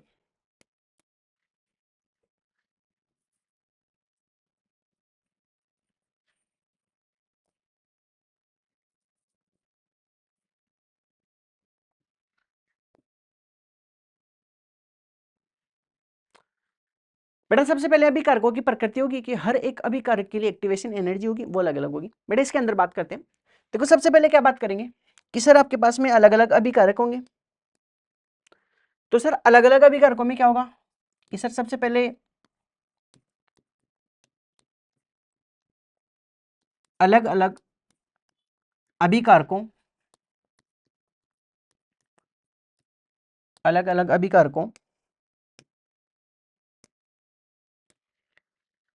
में बंधों की संख्या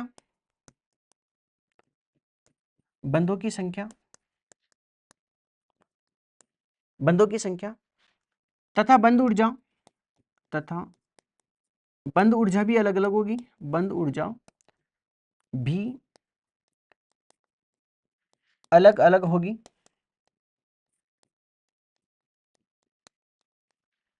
ठीक है, सबसे पहले बेटा अलग अलग अभिकारक है, इसका मतलब नंबर ऑफ बॉन्ड अलग होंगे, नंबर ऑफ बॉन्ड अलग होंगे तो नंबर ऑफ जो एनर्जी है उसको तोड़ने के लिए वो भी क्या होने वाली है, अलग अलग होने वाले हैं। इसका मतलब एक रिएक्टेंट को प्रोडक्ट में कन्वर्ट होने के लिए अभिकारकों की बंधों को क्या करना पड़ता है, अपने को तोड़ना पड़ता है। बेटा एक लाइन लिख रहा हूं मैं इसमें, एक इंपॉर्टेंट लाइन है, इंपॉर्टेंट पॉइंट है। बेटा इंपॉर्टेंट पॉइंट में मैं एक पॉइंट ऐसे लिख रहा हूं कि यदि सक्रियण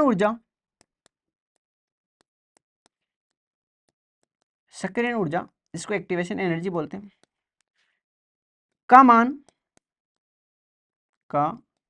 मान कम है तो, सक्रियण ऊर्जा का मान कम है तो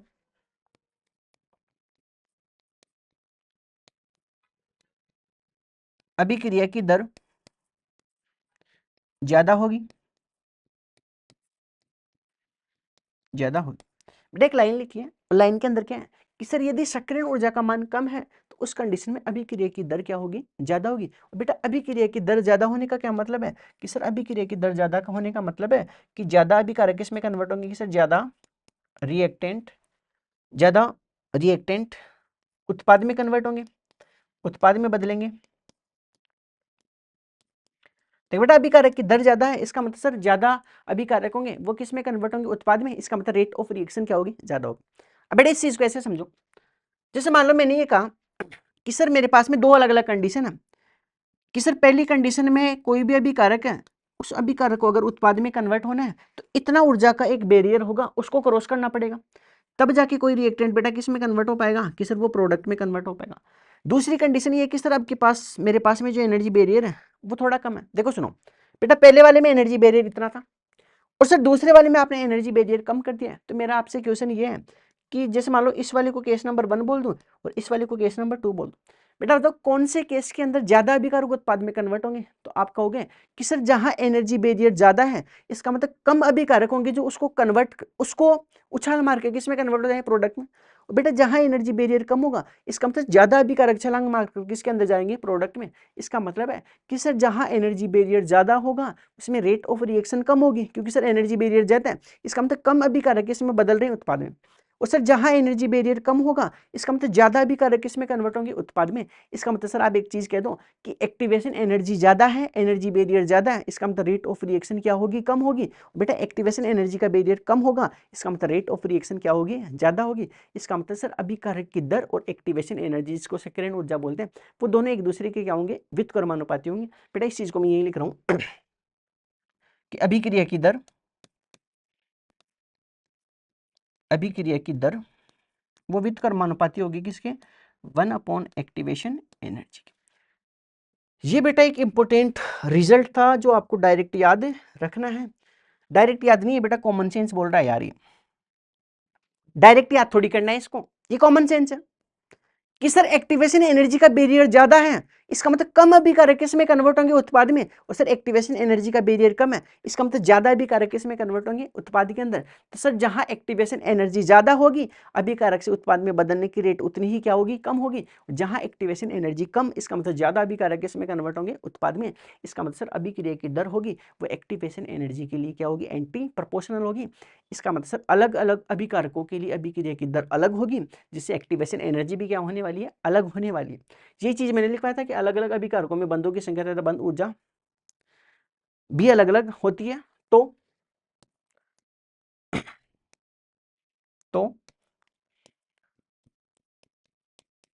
सक्रियण ऊर्जा भी,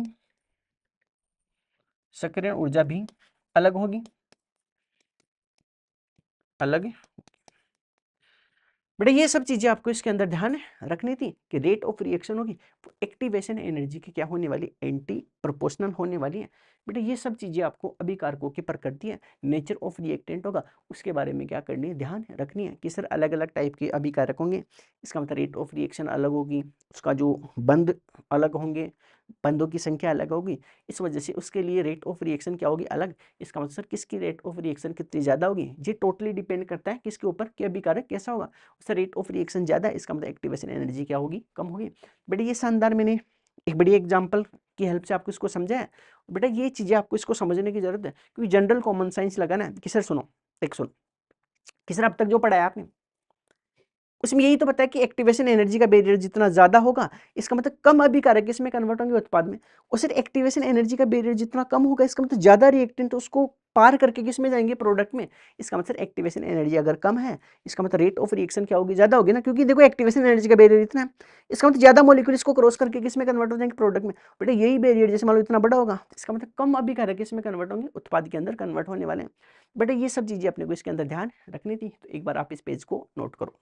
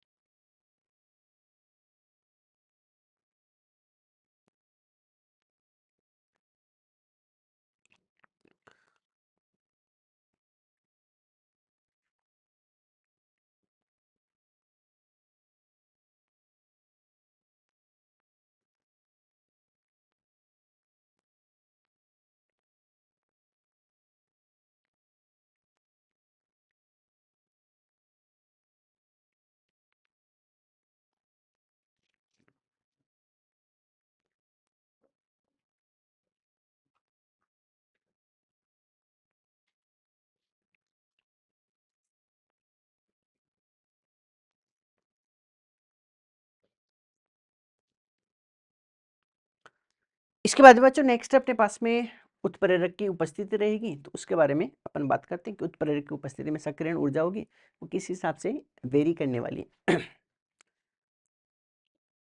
तो बेटा नेक्स्ट अपने पास में सेकंड जो अफेक्ट करने वाला कारक रहेगा वो क्या रहेगा, उत्प्रेरक की उपस्थिति। तो नेक्स्ट सेकंड रहेगा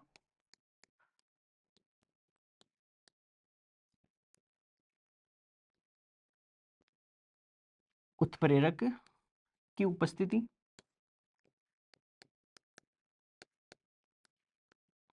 ये अपने पास में नेक्स्ट फैक्टर रहेगा प्रेजेंस ऑफ कैटेलिस्ट। इसको बोलते हैं प्रेजेंस ऑफ कैटेलिस्ट। इसके बारे में अपन बात करते हैं। तो प्रेजेंस ऑफ कैटेलिस्ट होगा, उसके बारे में बात करते हैं। बेटा सबसे पहले मैं एक बार उत्प्रेरक के बारे में कुछ अच्छी अच्छी बातें आपको बताना चाहता हूँ। मेरे दिल से अंदर से आवाज़ आ रही है कि उत्प्रेरक के बारे में आपको कुछ अच्छी अच्छी बातें बताई जाए। बेटा उत्प्रेरक के लिए कुछ अच्छी अच्छी बातों के अंदर जैसे सबसे पहले मैं बात करता हूँ कि सर जो उत्प्रेरक होगा, उत्प्रेरक वो से दो टाइप का होगा। एक तो रहेगा पॉजिटिव कैटेलिस्ट, कैटेलिस्ट ये पॉजिटिव कैटेलिस्ट होता है जिसको बेटा अपन प्रमोटर के नाम से भी जानते हैं, प्रमोटर के नाम से भी जानते हैं। बेटा पॉजिटिव कैटेलिस्ट क्या करते हैं, किसी भी अगर अभिक्रिया में आप उत्प्रेरक डालोगे बेटा पॉजिटिव कैटेलिस्ट उसकी अभिक्रिया की दर को क्या करता है, बढ़ाता है। इसका मतलब पॉजिटिव कैटेलिस्ट होगा वो क्या करेगा, अभिक्रिया की दर को बढ़ाएगा। बेटा पॉजिटिव कैटेलिस्ट क्या करता है कि सर अभिकारक से उत्पाद में कन्वर्ट होने की जो रेट होती है उसको क्या करेगा, बढ़ाएगा। अब सर रेट ऑफ रिएक्शन बढ़ रही है, इसका मतलब ज्यादा अभिकारक किसमें कन्वर्ट हो रहे हैं, उत्पाद में, और सर रेट ऑफ रिएक्शन बढ़ रही है, इसका मतलब सर आपने रेट ऑफ रिएक्शन बढ़ाने का मतलब क्या कर दिया, एक्टिवेशन एनर्जी के बैरियर को क्या कर दिया आपने, कम कर दिया। इसका मतलब सर अभिक्रिया की दर बढ़ेगी, अभिक्रिया की दर को बढ़ाता है। तो बेटा एक्टिवेशन एनर्जी की सक्रियण ऊर्जा वो क्या हो जाएगी कि सर वो डिक्रीज हो जाएगी। इसका मतलब पॉजिटिव कैटेलिस्ट होगा वो अभिक्रिया की दर को बढ़ाता है, और अभिक्रिया की दर बढ़ रही है इसका मतलब एक्टिवेशन एनर्जी का बैरियर क्या होगा, कम होगा ना, क्योंकि एक्टिवेशन एनर्जी का बैरियर कम होगा तब ज्यादा रिएक्टेंट किस में कन्वर्ट होंगे, प्रोडक्ट में। बेटा ये तो पॉजिटिव कैटेलिस्ट के बारे में बात है। दूसरा सर नेगेटिव कैटेलिस्ट होता है जिसको अपन बेटा इनहिबिटर के नाम से जानते हैं, विषकारी ऐसा कुछ बोलते थे हिंदी में, मेरे को ध्यान भी नहीं। इनहिबिटर, इनहिबिटर के नाम से अपन जानते हैं। बेटा नेगेटिव कैटेलिस्ट क्या करेगा, अभिक्रिया की दर को कम करेगा। तो बेटा नेगेटिव कैटेलिस्ट क्या करेगा, जिसको रेट ऑफ रिएक्शन बोलते हैं, रेट ऑफ रिएक्शन को कम करता है, कम करता है। और बेटा रेट ऑफ रिएक्शन अगर कम होगी इसका मतलब सर रेट ऑफ रिएक्शन कम है, इसका मतलब कम अभिकारक किसमें कन्वर्ट होंगे, उत्पाद में। और बेटा कम अभिकारक अगर उत्पाद में कन्वर्ट हो रहे हैं इसका मतलब एनर्जी बैरियर क्या होगा, ज्यादा होगा, क्योंकि उसको क्रॉस नहीं कर पा रहे होंगे। बेटा उस कंडीशन में क्या होगा, रेट ऑफ रिएक्शन कम करता है तो एक्टिवेशन एनर्जी क्या होगी, सर रेट ऑफ रिएक्शन कम है इसका मतलब एक्टिवेशन एनर्जी क्या होने वाली है, ज्यादा होने वाली है। तो बेटा उत्प्रेरक का दो काम है। अब मेन काम क्या करता है कि सर उत्प्रेरक होगा वो अभिक्रिया को एक वैकल्पिक पथ प्रदान करता है। तो उत्प्रेरक अभिक्रिया को एक वैकल्पिक वैकल्पिक पथ प्रदान करता है, पथ प्रदान करता है। बेटा ये चीजें आपको इसके अंदर ध्यान रखनी है। अब सर वैकल्पिक प्रदान का मतलब है कि ऑल्टरनेट पाथ प्रदान करता है। वो कैसे करता है बेटा, इस चीज को मैं समझाता हूँ। जैसे मान लो एक ग्राफ पुट करना है मेरे को कि सर वही सब चीजें ग्राफ के अंदर, इस तरफ तो सर आप एक्टिवेशन एनर्जी मतलब जो पोटेंशियल एनर्जी वो ले लो, इस तरफ सर पोटेंशियल एनर्जी, और इस तरफ progress, progress of reaction. But मैं दो अलग अलग टाइप के ग्राफ बना रहा हूँ, उसमें बताना है कि सर कौन सा ग्राफ होगा वो उत्प्रेरक के साथ में होगा और कौन सा ग्राफ उत्प्रेरक के बिना होगा। तो बेटा वही सब चीजें कि सर ये इतनी एनर्जी तो इसको चाहिए ही कम से कम, यहाँ से रिएक्टेंट था, इस रिएक्टेंट को सर आपने कुछ एनर्जी दी होगी, तो ये रिएक्टेंट क्या करेगा बेटा कि सर ये रिएक्टेंट एनर्जी लेगा यहाँ से, और ये एक जो रिएक्टेंट था वो एनर्जी लेके ऐसे एक प्रोडक्ट में कन्वर्ट हो गया। और सर दूसरा ग्राफ आपने बनाया तो उसमें कोई दूसरा एक ऑल्टरनेट दूसरा ग्राफ भी होगा आपके पास में, तो वो बेटा कुछ ग्राफ ऐसा था, बेटा ये दो अलग अलग टाइप के ग्राफ हैं। इसका मतलब सर जो रेड कलर से आपने ग्राफ बनाया उसके लिए बेटा एक्टिवेशन एनर्जी इतनी है, और सर जो आपने नीले कलर से ब्लू कलर से जो ग्राफ बनाया उस वाले के लिए जो एक्टिवेशन एनर्जी है कि सर इस वाले के लिए एक्टिवेशन एनर्जी है वो केवल इतनी है, मतलब जो अपने पास में थ्रेशोल्ड एनर्जी बोल रहा हूँ मैं इसको, वो इतनी है। बेटा देखो समझो कि सर जो अपने नीले कलर से जो ग्राफ बनाया उसका केवल एनर्जी बैरियर इतना है, इसका मतलब बेटा ज्यादा रिएक्टेंट इसको में प्रोडक्ट से किस में कन्वर्ट हो रहे हैं, मतलब रिएक्टेंट से किस में कन्वर्ट हो रहे हैं, प्रोडक्ट में। और सर जो रेड कलर वाला है उसमें एनर्जी बैरियर ज्यादा है, इसका मतलब कम रिएक्टेंट किस में कन्वर्ट होंगे, प्रोडक्ट में। बेटा जहां एनर्जी बैरियर कम है इसका मतलब रेट ऑफ रिएक्शन ज्यादा है, और बेटा रेट ऑफ रिएक्शन ज्यादा है इसका मतलब आपने उस रिएक्शन में क्या डाला है कि सर कैटलिस्ट डाला है, पॉजिटिव कैटलिस्ट के बारे में बात करेंगे। बेटा जहां एनर्जी बैरियर कम इसका मतलब रेट ऑफ रिएक्शन ज्यादा, और रेट ऑफ रिएक्शन ज्यादा इसका मतलब आपने सर वहां क्या डाल दिया, उत्प्रेरक डाल दिया, और बेटा उत्प्रेरक अभिक्रिया की दर को बढ़ाएगा, और अभिक्रिया की दर बढ़ेगी इसका मतलब एनर्जी का बैरियर क्या हो जाएगा, कम। तो जहां एनर्जी बैरियर कम है इसका मतलब वो क्या होगा, विद उत्प्रेरक होगा, विद कैटलिस्ट होगा। इसका मतलब सर ये जो ग्राफ आपने बनाया ना, ये जो पॉइंट है बेटा जो अपने पास में पिंक कलर का जो पॉइंट है इसका मतलब सर इसमें एक्टिवेशन एनर्जी कम है, मतलब जो थ्रेशोल्ड एनर्जी बोलते हैं बेटा ये एक्टिवेशन एनर्जी कम है, इसका मतलब सर रेट ऑफ रिएक्शन क्या होगी, ज़्यादा, रेट ऑफ रिएक्शन ज़्यादा। तो बेटा क्या होगा कि सर एक्टिवेशन एनर्जी क्या होगी, कम होगी, और बेटा एक्टिवेशन एनर्जी कम है, रेट ऑफ रिएक्शन ज़्यादा है, इसका मतलब सर आपने अभिक्रिया में बाहर से क्या मिला दिया, उत्प्रेरक मिला दिया, तो उत्प्रेरक की उपस्थिति में अभिक्रिया की दर क्या हो जाएगी, बढ़ जाएगी। इसका मतलब सर ये वाला ग्राफ रहेगा वो किस में रहेगा, उत्प्रेरक की उपस्थिति में, उत्प्रेरक की प्रेजेंस में, उपस्थिति में। और सिर्फ दूसरे वाले में अभिक्रिया की जो दर है वो कम है, इसका मतलब कम अभिकारक उत्पाद में बदल रहे, बेटा कम अभिकारक उत्पाद में कन्वर्ट हो रहे, इसका मतलब एक्टिवेशन एनर्जी का बैरियर क्या होगा, ज्यादा होगा। इसका मतलब सर उसके अंदर आपने उत्प्रेरक की उपस्थिति नहीं है, इसका मतलब सर ये जो ग्राफ होगा बेटा वो ग्राफ की कौन सा ग्राफ होगा कि सर इस ग्राफ के अंदर क्या होगा, मैं इसको बोल सकता हूँ विदाउट उत्प्रेरक, विदाउट कैटेलिस्ट। क्यों कि सर विदाउट कैटेलिस्ट क्यों बोला कि सर इसके अंदर रेट ऑफ रिएक्शन क्या होगी, कम, रेट ऑफ रिएक्शन कम है, इसका मतलब हुआ कि सर रेट ऑफ रिएक्शन इसके अंदर कम होगी तो बेटा एक्टिवेशन एनर्जी क्या होगी, ज़्यादा, और एक्टिवेशन एनर्जी ज़्यादा है इसका मतलब सर आपने इसके अंदर उत्प्रेरक नहीं मिला है, क्योंकि सर उत्प्रेरक मिलाते तो एक्टिवेशन एनर्जी के बैरियर को क्या कर देता, कम कर देता। इसका मतलब सर जो रेड कलर वाला ग्राफ है वो तो विदाउट उत्प्रेरक है, जबकि जो पहला वाला ग्राफ है जो पिंक कलर वाला है इसका मतलब वो विथ कैटेलिस्ट है, कैटेलिस्ट की उपस्थिति के अंदर आपने क्या बनाया, ग्राफ बनाया। बेटा ये दो फैक्टर थे जो एक्टिवेशन एनर्जी थी उसको क्या करने वाले थे, अफेक्ट करने वाले थे। तो एक बार बच्चों आप इसको यहाँ तक नोट करो, इसके बाद में एक बार मैं थोड़ा वापस रिवाइज करवा के नेक्स्ट टॉपिक होगा उसके ऊपर चलने वाले।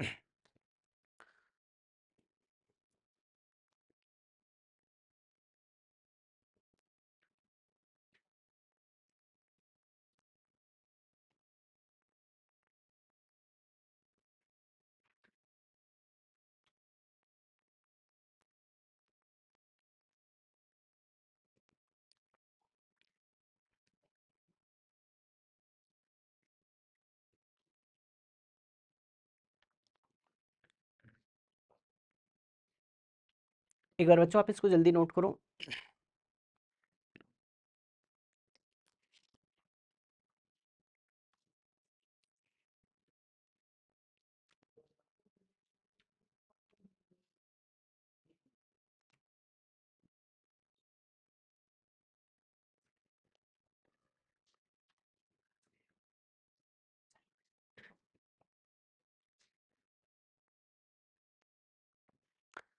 इसके बाद में बच्चों नेक्स्ट जो पॉइंट होगा इसके अंदर अपन ओरिएंटेशन के बारे में बात करते थे, एक बार मैं वापस खटाखट रिवाइज करवाता हूँ इसको।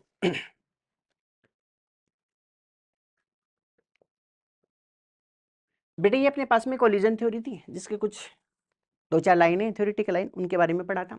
तो कोलिजन थ्योरी क्या कहते हैं कि मैक्स और ट्राउज ने इस कोलिजन थ्योरी को दिया, और कोलिजन थ्योरी ये कहते हैं कि जब भी एक अभिकारक से उत्पाद बनाना है तो उस कंडीशन में केवल वही उत्पाद अभिकारक में कन्वर्ट हो पाएंगे, वही अभिकारक उत्पाद में कन्वर्ट हो पाएंगे, जिसके लिए दो कंडीशन बताई कि एक तो उनके पास में मिनिमम अमाउंट ऑफ एनर्जी होना चाहिए जिसको अपन थ्रेशोल्ड एनर्जी बोलते हैं वो होनी चाहिए, और दूसरा प्रॉपर ओरिएंटेशन में मॉलिक्यूल्स के बीच में क्या होनी चाहिए, टक्कर होनी चाहिए। ऐसे सपोज करो जैसे मान लो ये एक तो ए मॉलिक्यूल था दूसरा मॉलिक्यूल बी है, बेटा इन मॉलिक्यूल्स के बीच में आपस में कोलिजन होगा और कोलिजन से क्या बनेगा, प्रोडक्ट।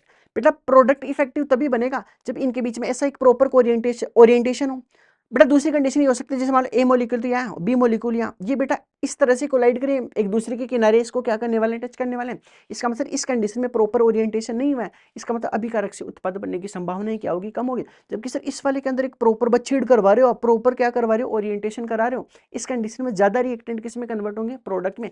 इसका मतलब सर एक अभिकारक का उत्पाद में कन्वर्ट होने के लिए दो कंडीशन जरूरी है। पहली तो उनके पास में जो एनर्जी बैरियर था उसको क्रॉस करने के लिए एनर्जी होनी चाहिए, और दूसरा एक प्रॉपर ओरिएंटेशन में क्या होनी चाहिए, टक्कर होनी चाहिए। इसके अंदर बेटा थ्योरेटिकल पॉइंट्स के अंदर ये कहता है कि अभिकारक के मॉलिक्यूल होंगे, उसके बीच में टक्करें बहुत सारी होगी, लेकिन हर टक्कर से उत्पाद बनेगा ऐसा जरूरी नहीं है। अब ये कह रहा है कि लगभग 1 सेकंड के अंदर 10 की पावर 25 से लेकर 10 की पावर 28 टक्करें होती हैं, लेकिन हर जो रिएक्टेंट होगा उससे प्रोडक्ट बनने की पॉसिबिलिटी कम होती है। तो ये कह रहा है कि सामान्यतः गैसीय अभिकारकों के लिए इसका मान उच्च होगा। बेटा किसका मान, ये बेटा टक्कर के मान के बारे में बात कर रहा है कि 10 की पावर 25 से लेकर 10 की पावर 28 होगी, लेकिन इन संघटकों का केवल एक छोटा भाग होगा जो अभिकारक से किस में कन्वर्ट होगा, उत्पाद में। और बेटा केवल वही अभिकारक उत्पाद में कन्वर्ट होगा जिसमें टक्कर कैसी होनी चाहिए, इफेक्टिव कोलिजन होना चाहिए, प्रभावी टक्कर होनी चाहिए। ये सब चीजें इसके अंदर ध्यान रखनी थी। और इसके लिए बेटा दो कंडीशन थी कि सर इसमें दो कंडीशन के अंदर पहली कंडीशन तो क्या थी कि सर पहली कंडीशन तो ये थी कि क्रियाकारक अणु एक न्यूनतम ऊर्जा होनी चाहिए, जिसको अपन बेटा किस नाम से जानते हैं कि सर दहली ऊर्जा के नाम से उसको जानते हैं, थ्रेशोल्ड एनर्जी के नाम से जानते हैं। और दूसरा क्या होगा, उपयुक्त अभिविन्यास होगा, जिसमें बेटा सबसे पहला ग्राफ अपन ने पढ़ा कि सर इसके अंदर सबसे पहला ग्राफ आपने पढ़ाया था इस तरफ तो पोटेंशियल एनर्जी नहीं, इस तरफ प्रोग्रेस ऑफ रिएक्शन थी। आपने माना कि एक रिएक्टेंट को किस में कन्वर्ट करना है, प्रोडक्ट में। तो इस रिएक्टेंट के पास में मान लो कि जनरली इतनी एनर्जी तो थी, और बेटा ये वो मिनिमम एनर्जी थी जिसको क्रॉस करने के बाद में कोई अभिकारक किस में कन्वर्ट होगा, उत्पाद में। और ये जो मिनिमम एनर्जी थी, इस एनर्जी को बेटा अपन थ्रेशोल्ड एनर्जी के नाम से जानते हैं, जिसको दहली ऊर्जा बोलते हैं। इस रिएक्टेंट को सर जैसे आपने एनर्जी की फॉर्म में टेम्परेचर दिया, तो बेटा ये रिएक्टेंट धीरे धीरे एनर्जी को लेकर किस में कन्वर्ट होगा, प्रोडक्ट में। और इसका जो पीक पॉइंट था उसको आपने एक्टिवेटेड कॉम्प्लेक्स बोला। इसका मतलब यहाँ प्रोडक्ट बनकर तैयार है, जिसका मैंने जनरल एग्जांपल दिया था कि अगर आपको चाय बनानी है, बेटा चाय बनाने के लिए जो भी बर्तन होगा उसके अंदर दूध वगैरह ये सब डालोगे, और जैसे जैसे उसको हीट देना स्टार्ट करोगे तो बेटा चाय के अंदर उबाल आएगा, जहां उबाल आएगा इसका मतलब वहां चाय बनकर तैयार है।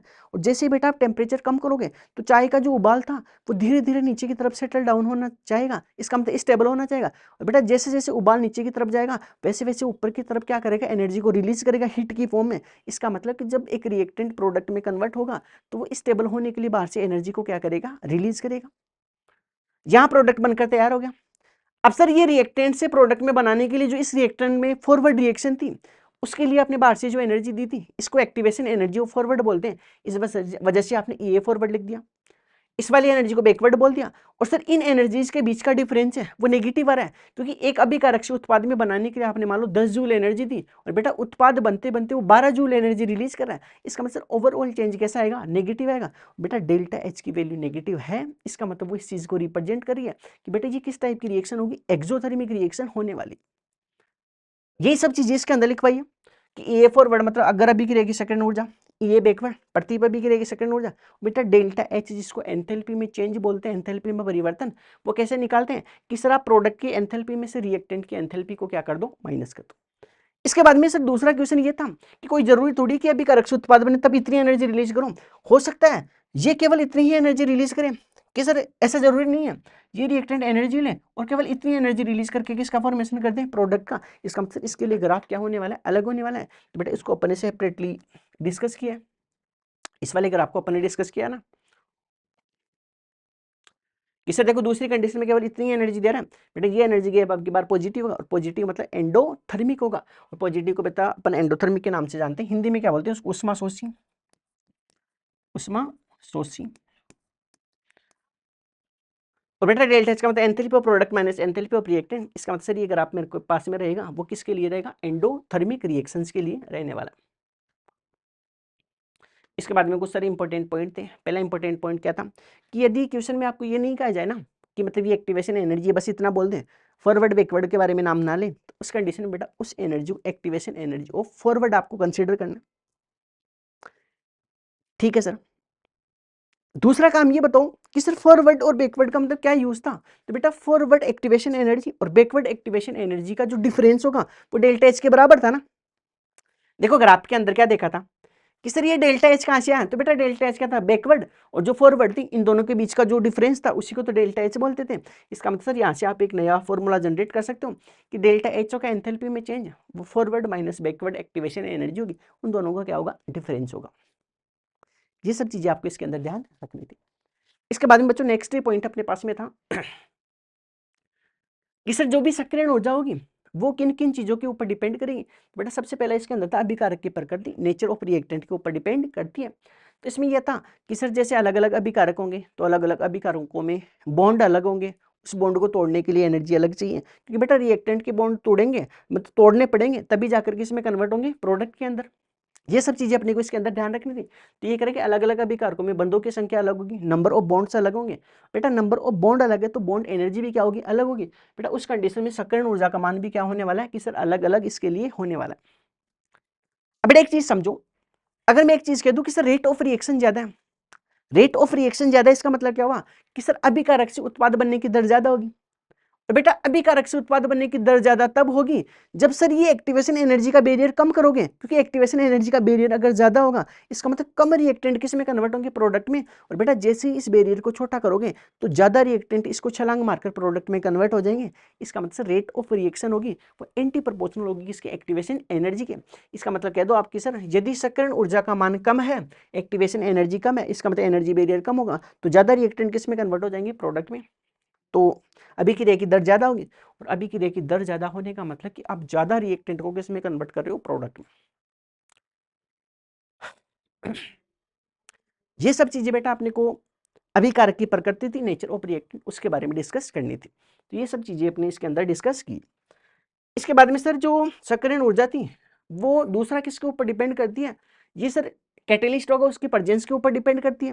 तो सर इसके अंदर आपने कहा कि सर कैटेलिस्ट होगा वो एक अभिक्रिया को वैकल्पिक प्रदान पथ होता है वो प्रदान करता है, वैकल्पिक का मतलब एक अलग जो सीनेरियो होगा उसके अंदर डेवलप हो जाएगा। इसके बाद में बेटा मैंने उत्प्रेरक के बारे में बात की कि सर कैटेलिस्ट दो टाइप का होता है, एक तो पॉजिटिव। तो पॉजिटिव कैटेलिस्ट क्या करते हैं कि सर पॉजिटिव कैटेलिस्ट आप अगर किसी भी रिएक्शन में डालोगे, अभिक्रिया में डालोगे तो वो अभिक्रिया की दर को क्या करेंगे, बढ़ाएंगे। इसका मतलब पॉजिटिव कैटेलिस्ट को प्रमोटर बोलते हैं, वो अभिक्रिया की दर को बढ़ाएंगे। और बेटा अभिक्रिया की दर बढ़ रही है इसका मतलब रेट ऑफ रिएक्शन बढ़ रही है, तो ज्यादा अभिकारक किसमें कन्वर्ट हो रहे हैं, उत्पाद में। उससे ज्यादा अभिकारक अगर उत्पाद में कन्वर्ट हो रही है इसका मतलब एनर्जी बैरियर को आप क्या कर रहे हो, कम कर रहे हो। इस वजह से एक्टिवेशन एनर्जी क्या हो जाएगी, कम। नेगेटिव कैटेलिस्ट जिसको बेटा इनहिबिटर बोलते हैं, ये अभिक्रिया की दर को कम करेंगे। अभिक्रिया की दर कब कम होगी, जब सर एनर्जी बैरियर को आप क्या कर दोगे, बढ़ा दोगे। तो इस कंडीशन में एक्टिवेशन एनर्जी क्या हो जाएगी, बढ़ जाएगी।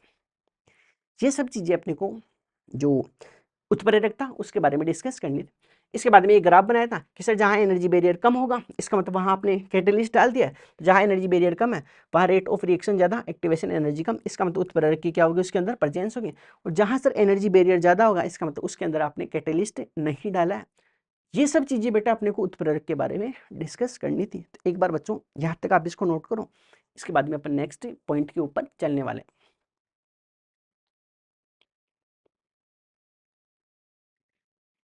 तो जल्दी बच्चों एक बार नोट कर लो आप इसको।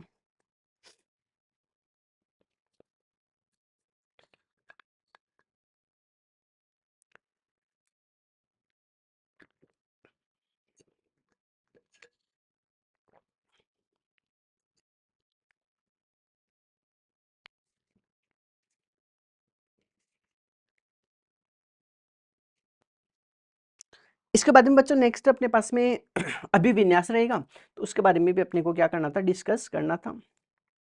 तो नेक्स्ट ओरिएंटेशन जिसको अभिविन्यास बोलते हैं, तो इसमें बेटा मैं दो अलग अलग टाइप के केस लेने वाला हूँ।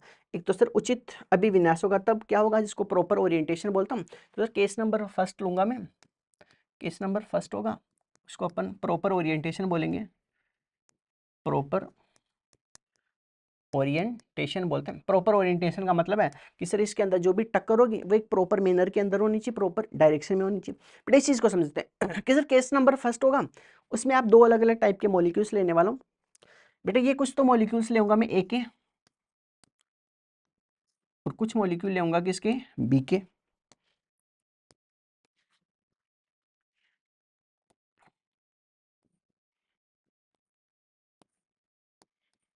मैं ये बोल रहा हूँ कि ए के मॉलिक्यूल है बेटा वो बी की तरफ आ रहे हैं, और बी के मॉलिक्यूल किस तरफ जाएंगे, सर ए की तरफ जाएंगे।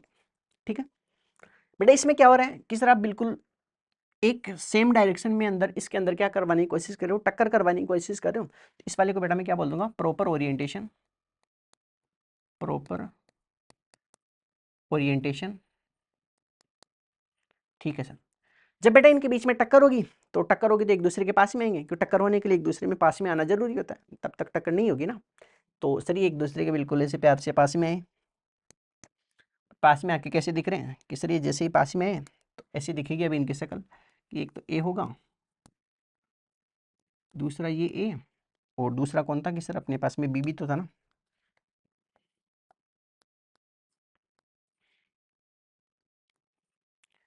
यहाँ जो बेटा ये कॉम्प्लेक्स बना है अपने पास में, जो कंपाउंड बना है, इसी को अपन एक्टिवेटेड कॉम्प्लेक्स बोलते हैं,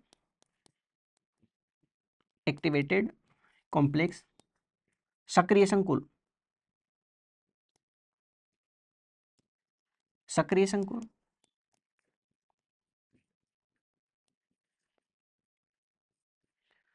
बेटा ऐसे समझो, ये सर दो लड़के आ रहे थे पास में, इस तरफ से दो लड़के आ रही थी, लड़के लड़कों की तरफ और लड़के किसकी तरफ, लड़कों की तरफ, बिल्कुल एक फिक्स डायरेक्शन के अंदर आ रहे थे, एक दूसरे की जो दिशा थी वो एक दूसरे के समान थी।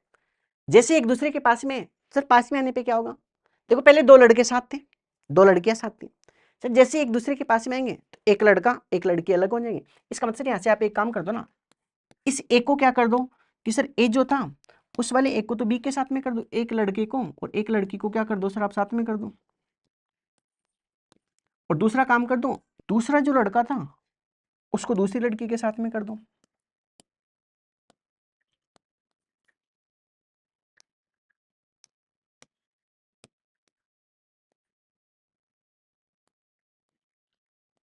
जी बेटा मैंने क्या कर दिया, एक प्रॉपर ओरिएंटेशन करवा दिया, एक लड़के एक लड़की को साथ में कर दिया, दूसरे लड़के और दूसरी लड़की को क्या कर दिया, साथ में कर दिया। इसका मतलब सर आपने जो कोलिजन करवाया वो एक इफेक्टिव कोलिजन करवाया, इस इफेक्टिव कोलिजन में एक रिएक्टेंट होगा वो आसानी से किस में कन्वर्ट होगा, प्रोडक्ट में कन्वर्ट होगा। सर यहाँ जो प्रोडक्ट मेरे पास में बन के है, इसका मतलब सर ये मेरे पास में जो प्रोडक्ट होगा वो कैसा प्रोडक्ट होगा, ये स्टेबल उत्पाद होगा।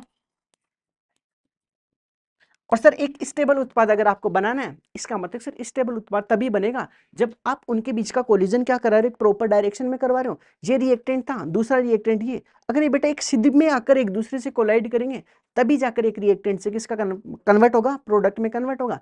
इसका मतलब एक अभिकारक को उत्पाद में कन्वर्ट करना है तो उसके लिए टक्कर कैसी होनी चाहिए कि सर प्रॉपर ओरिएंटेशन होना चाहिए, उचित विन्यास, उनके बीच में क्या होना चाहिए, उचित विन्यास। जिसका सर एक बड़ी एग्जांपल आपने दे दिया, ऐसे एग्जांपल्स की अपने मार्केट के अंदर डिमांड भी होती है, क्योंकि ऐसे एग्जांपल से ज़्यादा समझ में आता है अपने को। तो बेटा ये जो उत्पाद बना है ये कैसा है, उत्पाद है, स्टेबल उत्पाद है, स्टेबल प्रोडक्ट होगा, और ये तभी बनेगा जब उनके बीच का विन्यास कैसा होना चाहिए, उचित विन्यास उनके बीच में होना चाहिए।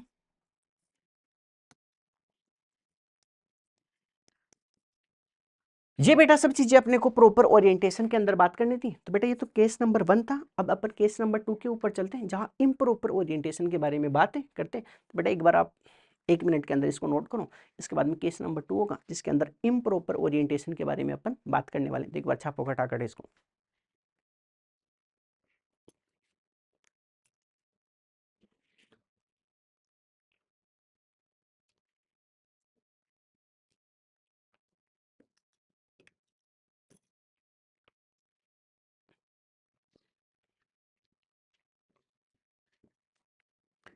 इसके बाद में बच्चों अपन केस नंबर 2 के ऊपर चलते हैं जहां इम्प्रॉपर ओरिएंटेशन होगा, अनुचित अभिविन्यास के बारे में बात करते हैं।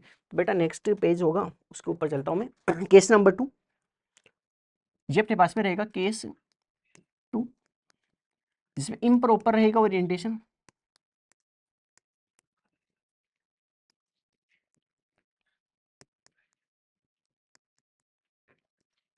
बेटा वही सब चीजें करनी है अपने को कि एक ए मोलिक्यूल था, दूसरा मोलिक्यूल बी होगा, उनके बीच में इम्प्रॉपर ओरिएंटेशन करवाना है। इसका मतलब सही डायरेक्शन में काम नहीं करना है अपने को इस बार भी। इसके लिए बेटा केस नंबर 2 है जिसको इम्प्रॉपर ओरिएंटेशन बोलते हैं, अनुचित अभिविन्यास बोलते हैं हिंदी के अंदर, अनुचित अभिविन्यास। ये अपने इसको बोलने वाले, जैसे मैंने कहा कि सर इसके अंदर भी आप दो ए टाइप के मॉलिक्यूल ले, एक तो ए था, दूसरा ए टाइप का एक मॉलिक्यूल था। जी बेटा इस डायरेक्शन के अंदर जा रहे थे, और दूसरा सर इसके साथ में आप बी के दो मॉलिक्यूल ले कि सर एक तो मॉलिक्यूल बी का ये था और दूसरा मॉलिक्यूल किसका ले बी का। बेटे एक दूसरे के कोलाइड करने के लिए इन दोनों को एक दूसरे के पास आना जरूरी है। इसका मतलब ए जिस डायरेक्शन में जा रहा था उसी के ऑपोजिट डायरेक्शन में किसको जाना चाहिए था, बी को जाना चाहिए था। इसका मतलब सर आप जो कोलिजन करवा रहे हो वो एक प्रॉपर ओरिएंटेशन नहीं है ना। जैसे ए है वो इस डायरेक्शन में, जबकि बी को आप इस डायरेक्शन में लेके जा रहे हो, इसका मतलब प्रॉपर इनके बीच में टक्कर नहीं होगी। और सर प्रॉपर टक्कर नहीं होगी, इसी वजह से तो अपन इसको अनुचित अभिविन्यास के नाम से जानते हैं। बेटा एक दूसरे के पास में आएंगे, एक दूसरे के पास में आ रहे हैं, इनका बीच का डायरेक्शन सही नहीं है, इस वजह से मैं क्या नाम दूंगा कि सर आप इसको नाम दे दो इम्प्रॉपर ओरिएंटेशन। और सर इम्प्रॉपर ओरिएंटेशन दोगे तो सबसे पहले तो इन दोनों को क्या करना पड़ेगा, एक पास में लाना पड़ेगा। तो बेटा जब पास में आएंगे तो इनकी शक्ल कैसे दिखेगी,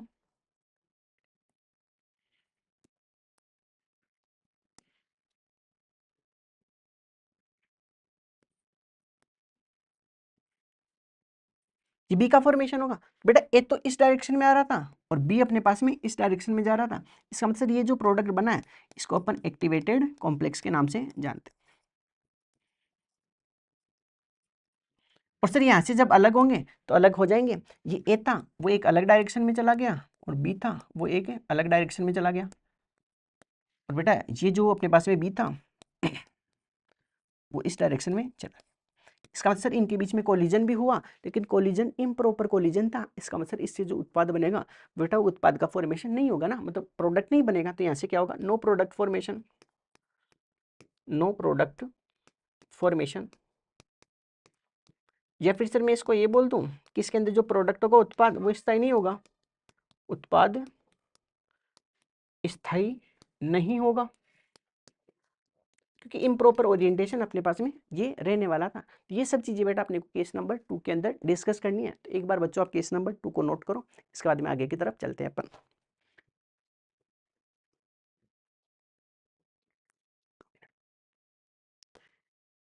तो बेटा ये सब चीजें आपके पास में इम्प्रॉपर ओरिएंटेशन के अंदर थी, क्योंकि इम्प्रॉपर ओरिएंटेशन होगा इसका मतलब प्रोडक्ट इसके अंदर स्टेबल नहीं होगा। तो बेटा ये सब चीजें अपने को इसके अंदर पढ़नी थी। इस लेक्चर को अपन यही समाप्त करते हैं, मिलते हैं नेक्स्ट लेक्चर में, तब तक के लिए ओके बाय।